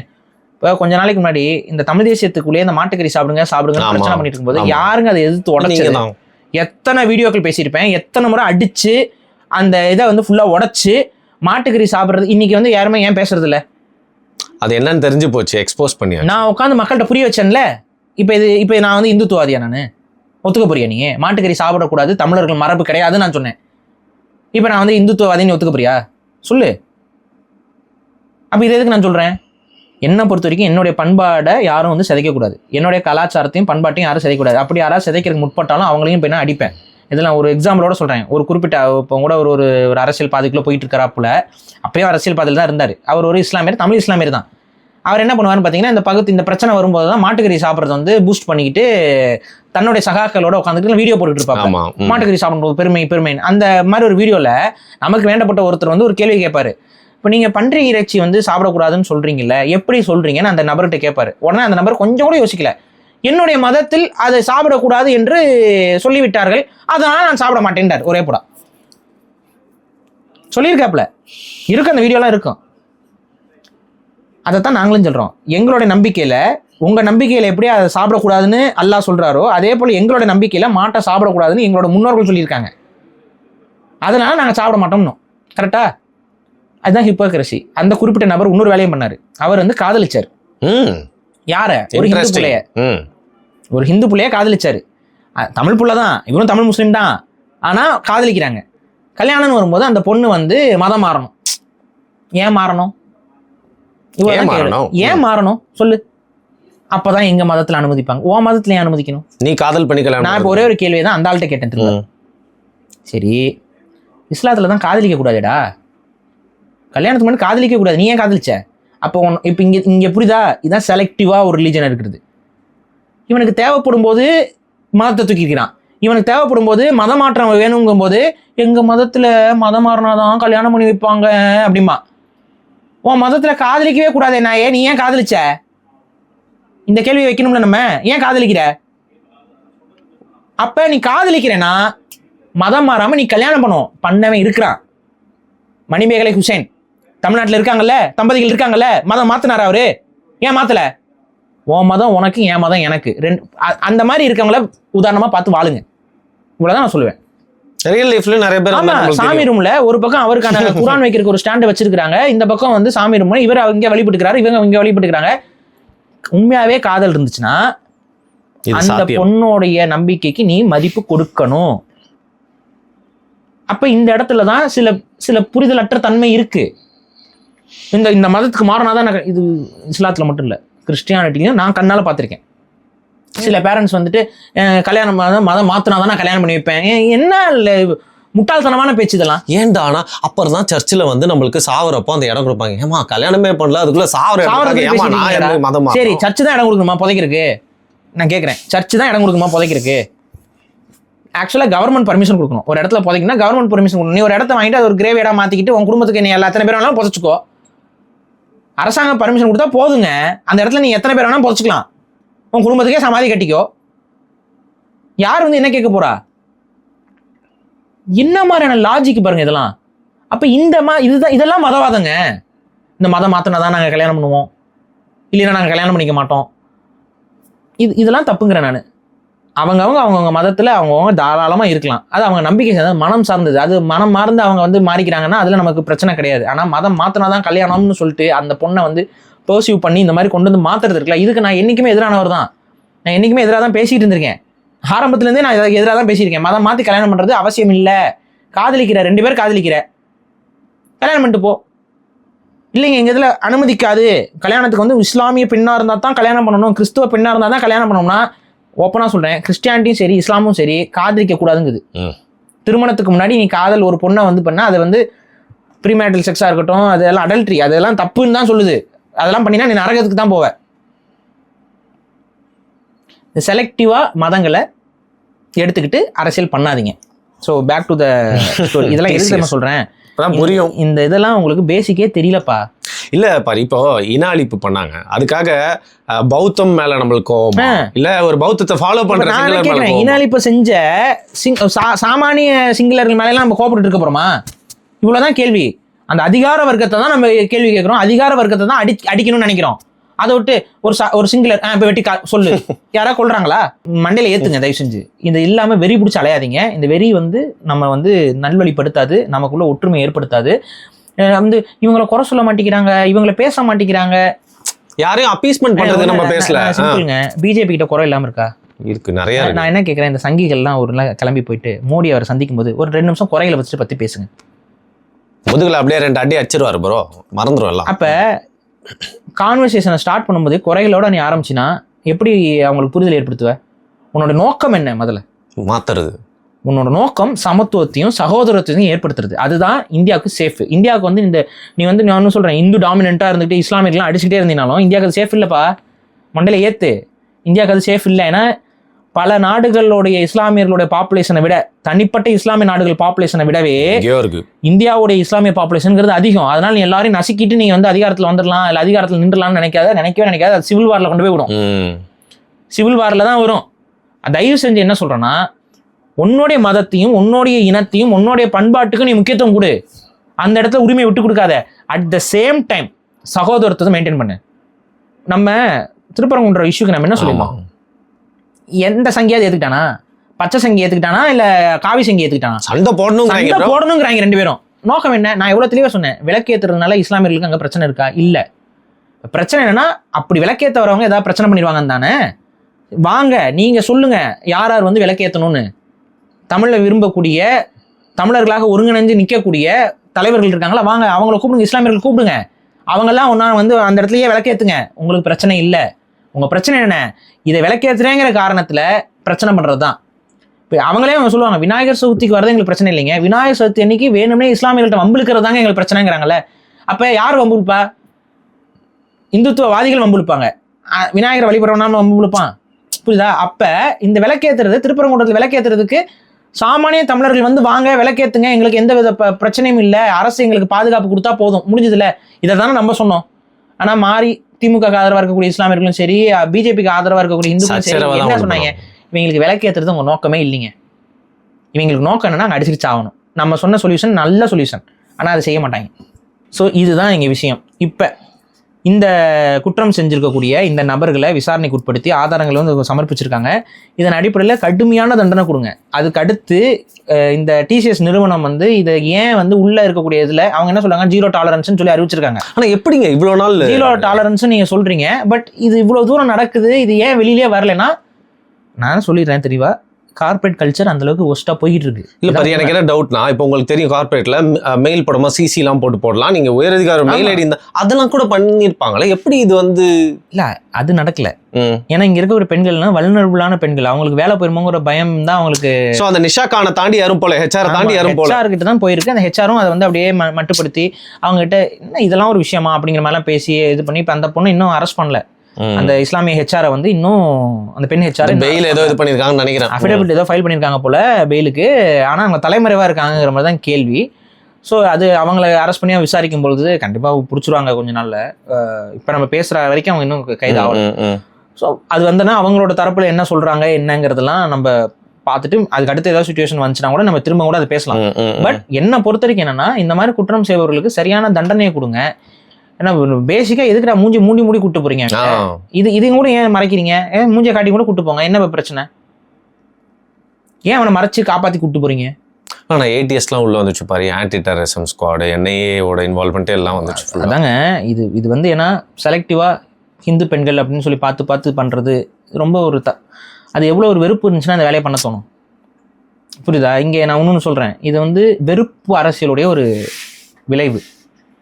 ஓப்பனாக சொல்கிறேன், இது ஒரு வெறுப்பு அரசியலுடைய ஒரு விளைவு தான் இது. இப்போ சிங்களவர்கள் தமிழ் பெண்களை வந்து சிங்கள ராணுவ வீரர்கள் ஃபுல்லாக கற்பழிச்சானுங்கன்னா அதுக்கான காரணம் என்ன? வெறுப்பு. அந்த வெறுப்பை வந்து விதைக்க இது மாதிரி நடக்கும். இப்போ அவன் அதை பண்ணியிருக்கான். இப்போ இங்கே இஸ்லாம் பண்ணான், இஸ்லாமியத்தை ஏற்றுக்கொண்டிருக்கக்கூடிய அவங்க இஸ்லாமியர்களை எப்படி சொல்கிறது, அதான் இஸ்லாமியர்களாக பிறந்த ஒரு அயோக்கிய கூட்டம். அந்த கூட்டம் வந்து என்ன பண்ணுது, இந்த பெண்களை பிடிச்சி பண்ணியிருக்கு. அது காரணம் என்ன? அவங்களுக்கு வெறுப்பு, அவ்வளோ வெறுப்பு. இந்த வெறுப்பை தயவு செஞ்சு நீர்த்து போக செய்கிறதுக்கு என்ன வழியோ அதை நம்ம செய்யணும். இந்த வெறுப்பை வச்சுக்கிட்டு இருந்தால் நம்ம வந்து ஒன்றா இருக்க முடியாது. ஒரு சக மனிதன் வந்து எதை காரணம் காட்டியும் வெறுக்க வேண்டாம். உரிமைகளை பேசுவோம், நமக்கு ஒரு காமன் கிரவுண்டில் இருக்கக்கூடிய நியாயங்களை பேசுவோம். இதெல்லாம் எப்போ எடுபடாதுன்னா, இந்த மத மாற்றம்ங்கிறதெல்லாம் வரும்பொழுது இது எடுபடாது. இந்த மத மாற்றம்ங்கிற கான்செப்ட் எங்கேருந்து வருதுன்னு பார்த்தீங்கன்னா, அப்ரஹாமிக் மதங்கள்லேருந்து தான் வருது. இந்தியாவில் வந்து அப்படி ஒரு விஷயம் இல்லை. இப்போ ஹிந்து ட்ரெடிஷன்லாம் வந்து பார்த்தீங்கன்னா மதத்தை மாற்றுறதுக்குன்னு ஒரு ரிச்சுவலே கிடையாது. இப்போ புரியுதா? பட் கிறிஸ்டியானிட்டிலையும் இஸ்லாத்துலேயும் இந்த பேப்டிசம்ங்கிற இந்த மாதிரியான விஷயங்கள்லாம் இருக்குன்னா, அந்த மதங்களுடைய உருவாக்கம்ங்கிறது வேற, இந்த மதத்துடைய உருவாக்கம்ங்கிறது வேற. இது அக்செப்டன்ஸை வந்து ஏற்றுக்கிட்ட மதம். இப்போ அதனால தான் இங்கே இந்த ரைவல் வந்து இப்போ அதுவும் பிஜேபியோட ஆட்சிக்கு பின்னாடி இந்த இது எல்லாமே பேச்சு பொருளாகி இன்னும் அந்த ஹேட்டர் வந்து இல்லை, இதுதான் அவங்க தொடர்ந்து 3வது வாட்டி வர்றதுக்கான ஒரு வித்திட்ட ஒரு விஷயமாவே ஆயிடுச்சு. அதுக்கான வழியை வந்து கொடுத்துட்டாங்க நிறைய பேர். தொடர்ச்சியாக அந்த ஹேட்டர் வந்து உருவாகிட்டு இருக்கு. இந்த ஹேட்டர் வந்து பிஜேபிக்கு பவர் கொடுக்கும், பட் அதே பிஜேபிக்கு அதோட பவர்ல இருந்து புடுங்குற இடத்தையும் கொண்டு வந்து விட்டுரும். தயவு செஞ்சு ஒரு காமன் கிரவுண்டுக்கு வாங்க, எல்லாரும் சகோதரர்கள்ங்கிற அந்த சிந்தனைக்கு வாங்க. இஸ்லாமியராக பிறப்பவர்கள்லாம் நமக்கு எதிரிங்கிற பார்வையிலிருந்து வெளியில வாங்க. தப்பு செய்கிறவங்கள நம்ம தண்டிக்கணும். இப்போ நம்ம மட்டும் என்ன இவன் தப்பு செய்யல நான் சொல்கிறோம், இவன் தப்பு செஞ்சிருக்கிறான், இவனை தண்டிங்க. இந்த தண்டனையை அவனுக்கு கொடுங்க. புரியுதா நான் சொல்றது? இந்த தண்டனையை அவங்க தவறு செஞ்சவங்களுக்கு கொடுங்க. ஆனா நீங்க ஒவ்வொரு முறையும் இந்த தண்டனை நீங்கள் தவறு செய்தவர்களுக்கு கொடுக்க சொல்றது இல்ல, அந்த மதத்தை ஃபாலோ, அந்த மதத்துக்கே கொடுக்கணும்னு சொல்றீங்க. அப்படி நம்ம பண்ண முடியாது, அப்படி பேசவும் முடியாது, அது லாஜிக்கும் கிடையாது. அப்படி பேசுறவன் எவனுமே அரசியல்ல மேல வரவே முடியாது. உனக்கு அவ்வளவு கோபம் இருந்துச்சுன்னா மோடி எதுக்குடா ரம்ஜானுக்கு வாழ்த்து சொன்னாலும் போய் சண்டை போடுது. கரெக்ட். ஏண்டா உங்க ஆளு வந்து வாழ்த்து சொல்லும்போது அப்படியே அப்படி சண்டை போடுறா. உனக்கு அவ்வளோ கோவம் இருக்குன்னா போ. எப்படி மோடி நீ வாழ்த்து சொல்லிட்ட மோடி, இனிமே நான் விடமாட்டேன் மோடின்னு சொல்லிட்டு போ. அங்க மட்டும் ஏன் போற? ஏன்னா அப்ப டிப்ளமசி புரியுதுல்ல? அதே தான் எல்லாருக்கிட்டையும் தவறு செய்யாத எல்லாரையும் போட்டு போய் அடிக்க முடியாது, தவறு செய்யாத எல்லாரையும் போட்டு வந்து இது பண்ண முடியாது. இதை ஏன் ஒரு தமிழனா சொல்றேன்னா, இது எங்களுக்கு பாதிப்பு பல முறை ஏற்படுத்தியிருக்கு. காவேரிக்கு தண்ணி கொடுக்கல, தமிழ்நாட்டில் இருக்க விவசாயிகள் போராடுவாங்க. கர்நாடகத்தில் இருக்கக்கூடிய தமிழர்கள்லாம் போராட மாட்டாங்க, அவங்க வாட்டாங்க வேலையை பார்த்துட்டு இருப்பாங்க. தமிழ்நாட்டில் இருக்கக்கூடிய விவசாயிகள் இங்கே போராடினா தண்ணி வேணும்னு கேட்டு அங்கே இருக்க தமிழன் அடிப்பான். இது நடந்திருக்கு. மும்பையில் இருக்க தமிழர்களை அடிச்சிருக்கான். எதுக்கு அடித்தான், ஏன் அடித்தான், சம்மந்தமே இல்லை. இந்த ராஜீவ்காந்தி அசாசினேஷன் நடந்துச்சுல்ல, ராஜீவ்காந்தி அசாசினேஷன் நடந்த டைமில் வெளி மாநிலங்கள் இருந்த தமிழர்கள் எவ்வளோ பயப்பட்டாங்க தெரியுமா? எவ்வளோ பெரிய தப்பு அது. இந்திரா காந்தி அசோசியேஷன் அப்போ சீக்கியர்களுக்கு நடந்த கொடுமை என்ன தெரியுமா? அதோட ரிஃப்ளெக்ஷன் தான் நமக்கு பயம் வந்துச்சு, நமக்கு அடி விழுந்துச்சு. மும்பையிலாம் அடிச்சுட்டாங்க. மும்பையிலாம் பிரச்சனை வந்து கலவரம் வந்து தாராவிகள்லாம் இறங்கி அடிச்சாங்க. இதுதான் அதாவது அப்படி ஒரு நாள் நீ அடி வாங்கும் போது உனக்கு ஃபீல் வரும். புரியுதா? அரிமாவளவன் ஒரு தமிழ் தேசியவாதி, கிறிஸ்துவ பாதிரியார். அவர் சரி சர்ச்சில் இருந்து கிறிஸ்துவ பாதிரியார் பெங்களூர்ல. அவர் என்ன பண்றாரு, சர்ச்சில் வந்துட்டு அந்த காவேரி கலவரம் வருது. அப்ப அந்த சர்ச்சில் இருக்கக்கூடிய கன்னடர்களே அந்த சர்ச்சு பாதிரியாரா இருக்கிறவரையே வந்து அடிச்சாங்க. அப்பதான் அவருக்கு புரிஞ்சுது, என்னை இவன் கிறிஸ்தவனாவே பார்க்கல, என்னை கிறிஸ்துவ பாதிரியாவே பார்க்கல, இவன் என்னவா பார்த்துருக்கான், என்ன ஒரு தமிழனா பார்த்துருக்கான். அப்ப அதுதான் என்னோட அடையாளம்னு அவர் தமிழ் தேசியம் இறங்கினார். இதுதான் வெறுப்பு அரசியலுடைய விளைவு. இப்ப இதுக்கும் அதுக்கு ஏதாவது சம்மந்தம் இருக்கா? இவங்களுக்கு ஏதாவது சம்மந்தம் இருக்கா? அப்பாவி மக்கள் அடிபடுறது சாகுறதுக்கு ஏதாவது சம்மந்தம் இருக்கா? சம்மந்தமே இல்லை. ஆனா அந்த வெறுப்பு அரசியலோட விளைவு ஒரு ஆபத்து, ஒரு அசிங்கம். அது அசிங்கம். மணிப்பூர்ல ஒரு பெண்ணை நிர்வாணப்படுத்தி இழுத்துட்டு வந்தானே, அதுக்கு காரணம் என்ன? ஒரு வெறுப்பு அரசியல் தானே. அந்த வெறுப்பு அரசியல விதைச்சிக்கிட்டே இருக்க உட்காந்துக்கிட்டு இவங்க நம்மள சொல்லுவாங்க, இங்க இருக்கக்கூடிய சிறுபான்மை மக்களுக்கு நீங்க எதிராக பேசுறீங்க. எங்கெங்க எதிராக பேசுறோம்? அதிகாரம் தமிழருக்கு வரணும்னு பேசினா அது எதிராக பேசுறதான். நம்ம தெளிவா சொல்றோம், உன்னுடைய ஜனத்தொகைக்கு தகுந்த மாதிரியான உனக்கான பொலிட்டிக்கல் ரெப்ரசன்டேஷன் நீ வாங்கிக்கிறது தவறு இல்லை. பட் அதிகாரத்தை முழுமையாக எடுத்துக்கொள்ளணும்னு சொல்றதும், அந்த அதிகாரத்தை வச்சுக்கிட்டு தமிழர் விரோத செயல்களில் செய்யறதும் தவறுன்னு நம்ம ஒவ்வொரு முறையும் சுட்டி காட்டுறோம். இவங்களெல்லாம் அழிக்கணும், இவங்களெல்லாம் ஒழிக்கணும், இவங்களெல்லாம் விரட்டணும்னு நம்ம பேசுறது இல்லை. இப்படி பேசாம இருக்கிற நம்மளையே வெறுப்பரசியல்னு ஒரு பக்கம் பேசிக்கிட்டு பிரச்சனை செய்யாம உட்காந்துட்டு இருக்கிறான். இன்னும் தமிழ்நாட்டில் சில ஊர்கள் எல்லாம் இஸ்லாமியர்களும் தமிழர்களும் ஒன்னா நின்றுக்கிட்டு திருவிழாக்கள் எடுத்துக்கிட்டு அப்படி வாழ்ந்துட்டு இருக்கிறாங்க. அவங்கள போய் அடிக்கணும், உதைக்கணும், மிதிக்கணும்னே பேசிக்கிட்டு ஒரு காலத்தை ஓட்டிட்டு ஏதாவது ஒரு தப்பு நடக்கும்போது உடனே நடந்தது நாசிக்கல. இங்க இவங்க கதறதுக்கு காரணம் என்ன? சரி, இப்ப இங்க எல்லாம் கதற என்ன பண்ண போற? நீ என்ன பண்ண போற சொல்லு. சட்டப்படி தானே நடவடிக்கை எடுக்க போற, பண்ணு. தூக்கு போடுறியா, தூக்குல போடு. ஆயுள் தண்டனை கொடுக்குறியா, ஆயுள் தண்டனை கொடு. இல்லை நாங்கள் வந்து இஸ்லாமிய நாடுகள் மாதிரி ரோட்டில் வச்சு கொளுத்த போகிறோம்னா ரோட்டில் வச்சு கொளுத்து. தப்பு செஞ்சவனா நீ எப்படி வேணாலும் தண்டனை கொடு. அவ்வளோதான் நான் சொல்கிறேன். தப்பு செஞ்சவன் தண்டனை கொடு, தப்பு செய்யாதவனெல்லாம் போட்டு சொல்லி எல்லாரையும் கடிச்சு வைக்காத. ஜாம்பித்தனம், ராபிஸ் பிடிச்ச நாய் மாதிரி அலையாதன்னு தான் நம்ம சொல்கிறோம். இல்லை, ஒரு சமூகம் சார்ந்த ஒரு இரட்டை நிலைப்பாடும் இருக்குது. இது எல்லா சமூகம் சார்ந்த ஆண்களும் பண்ணுவாங்க.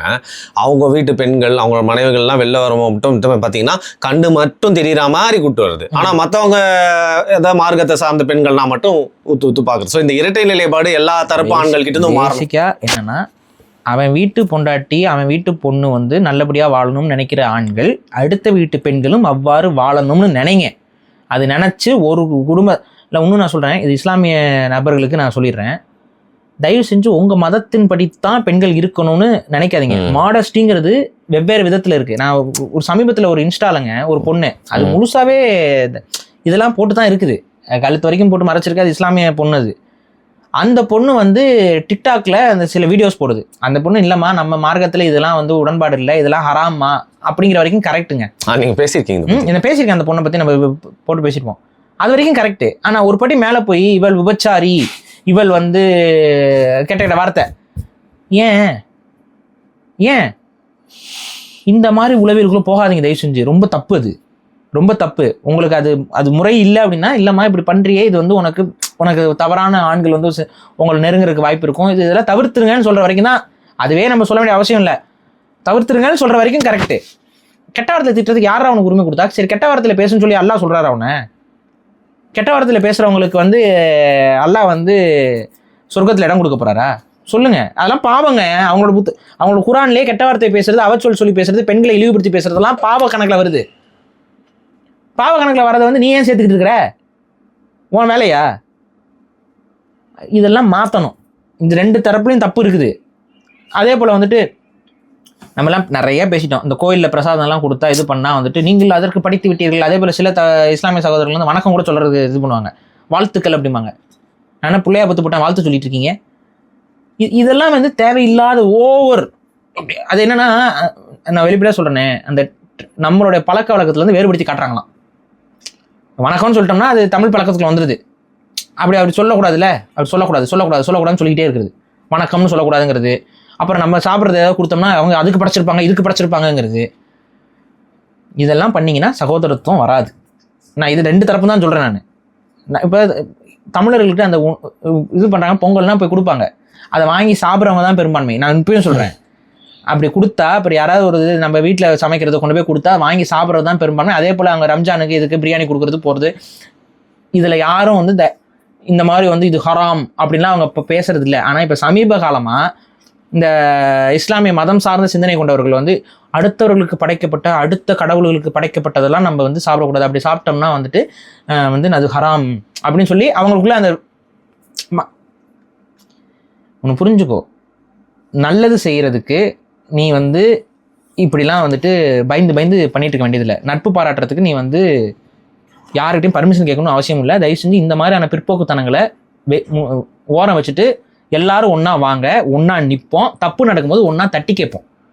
இப்போ இந்த மாதிரி நடந்திருக்குன்னா, இதுக்கு பின்னாடி ஒரு மதவாத சிந்தனை இருக்குன்னா அது தவறுன்னு சொல்லி எல்லாரும் ஒன்றா பேசணும்னாவே எந்த மதவாதிகளுக்கும் இதில் ஆப்ஷன் இருக்காது. ஒரு சிலர் வந்து அது இப்படி சொல்லக்கூடாது, அது அப்படி பேசக்கூடாதுன்னு பேசும்பொழுது மதவாத சிந்தனை வந்து வேரூன்றி போது அது வந்து பிளவு தான் படுத்தும், அது ஒற்றுமை ஆக்காது, நாசம் தான் செய்யும். இதுதான் நம்ம சொல்கிறோம். ஓகே, கிறிஸ்தவ எதிரி பாரி கொஞ்சம் வித்தியாசமாக இருக்கும்ல, சும்மா ஒரே மாதிரி போடாமல் இந்த வாட்டி வேற மாதிரி எதையாவது இல்லை வேற ஒன்று. அது ஆல்ரெடி யூத எதிரி பாரிப்பாங்க, அது ஓகே, அது கூட நான் வந்து கொஞ்சம் வாங்கிக்குவேன். ஏன்னா ஊரில் எல்லா அட்டுலையுமே பண்ணிட்டு இருக்காங்க, நம்ம எடுத்து பேசுகிறோம். அப்போ இதுக்கு ஏதாவது எழுதி போடுங்க. நம்ம ஸ்டாண்டில் நம்ம உண்மையாக இருக்கும். அந்த ஸ்டாண்டை கேட்கறதுக்கு ஒரு ஆள் இருந்தாலும் எனக்கு ஓகேப்பா, சரிங்கிறது சரியானவன் ஒருத்தர் இருந்தாலும் எனக்கு சந்தோஷம் தான், போ இருந்துட்டு போ. ரைட். ரொம்ப மனசுல இருந்து பேசின ஒரு விஷயம், சென்சிட்டிவான டாபிக். ஆனால் அடிச்சு வந்து நிறைய உண்மைகளை வந்து பேசியிருக்கோம். யாரெல்லாம் இந்த தலைப்பில் பேசணும்னு நினைச்சாங்களோ அவங்களுக்கு ஒரு திருப்தியான மனசுல இருந்து பேசணும். ஒரே ஒரு இன்னொரு ஒன்று சொல்லி முடிச்சிடுறேன். கார்ப்பரேட் கல்ச்சர் இந்திய கல்ச்சருக்கு தகுந்த மாதிரி மாற்றி அமைக்கப்படணும். தயவு செஞ்சு அதை நீங்கள் செஞ்சீங்கன்னா மட்டும்தான் கார்ப்பரேட் கல்ச்சர் வந்து கரெக்டாக இருக்கும். இன்றைக்கி இருக்க கார்ப்பரேட் கல்ச்சர் வந்து வெஸ்டர்ன் கல்ச்சர் ஒத்து தான் அது வடிவமைக்கப்பட்டிருக்கு. அதனால தான் வந்து ஆல்கஹால் பார்ட்டிஸு இதெல்லாம் வந்து மேண்டேட்ரியில் அதை வந்து அதுக்கான பெர்மிஷன் வந்து இப்போ அரசாங்கத்தில் கொடுப்பாங்களே, அதை பண்ண மாட்டாங்க. ஆனால் இது எல்லாத்தையும் வந்து இந்த பிஜேபி அரசாங்கம் நினச்சா தடுக்கலாம்ல, தடுங்க. நீங்கள் தயவு செஞ்சு தடுங்க. உங்களோட கலாச்சாரத்தை அழிக்கிற வேறு அங்கே தான் இருக்குது. நான் இன்னொன்று சொல்கிறேன், பல பெண்கள் நம்ம குடும்ப சூழலில் இருக்கக்கூடிய பெண்கள் கூட ஐடி கம்பெனிக்கு வேலைக்கு போனதுக்கப்புறம் தவறான பழக்க வழக்கத்திற்கு உள்ளாகிறார்கள். ஸ்மோக்கிங் வந்து ரொம்ப பெண்களுக்குள்ளே இன்க்ரீஸ் ஆகிருக்கு. அடுத்து வந்து பார்த்திங்கன்னா ஆல்கஹால் கன்சப்ஷன் வந்து ரொம்ப நார்மலைஸ் செய்யப்பட்டிருக்கு பெண்கள் மத்தியில். இது எல்லாத்துக்கு பின்னாடி யாரா இருக்கான்னு பார்த்தீங்கன்னா கார்ப்பரேட் கல்ச்சரில் அந்த பார்ட்டி, அந்த கிளப்பிங்கு, இந்த இதெல்லாம் இருக்குது. உண்மையாகவே இந்திய கலாச்சாரத்தை காப்பாற்றணும்னு நினைப்பிருக்க என்ன மாதிரி ஆட்கள்கிட்ட பவர் வந்தால் நான் இதெல்லாம் பண்ணக்கூடாது, கார்ப்பரேட்ஸ் பண்ணக்கூடாதுன்னு சட்டம் கொண்டு வருவேன். உனக்கு பிஜேபி கவர்மெண்ட்டுக்கு அந்த அக்கறை இருந்துச்சுன்னா நீ அப்படி ஒரு சட்டத்தை கொண்டு வா. தைரியம் இருந்தால் நீ கொண்டு வா. இல்லைன்னா நீ கார்ப்பரேட் அடிமைங்கிறத ஒத்துக்கோ. இரட்டை நிலைப்பாடு. இரட்டை நிலைப்பாடு. உன் மதத்தை காப்பாத்துறதுக்கு நீ இல்லைன்னு ஒத்துக்கோ. நான் என் இனத்தை காப்பாத்துறேன்னா கார்பரேட்டுக்குள்ள இந்த மாதிரியான பார்ட்டிஸ் கொடுக்கறத நான் தடை செய்வேன், அதை அன்லாஃபுல்லாக மாற்றுவேன், அப்படி பண்ணக்கூடாதுன்னு சொல்லுவேன், நீ அதை பண்ணு. இவ்வளோதான் நான் சொல்கிறேன். சரி, நன்றி பாரு. நன்றி.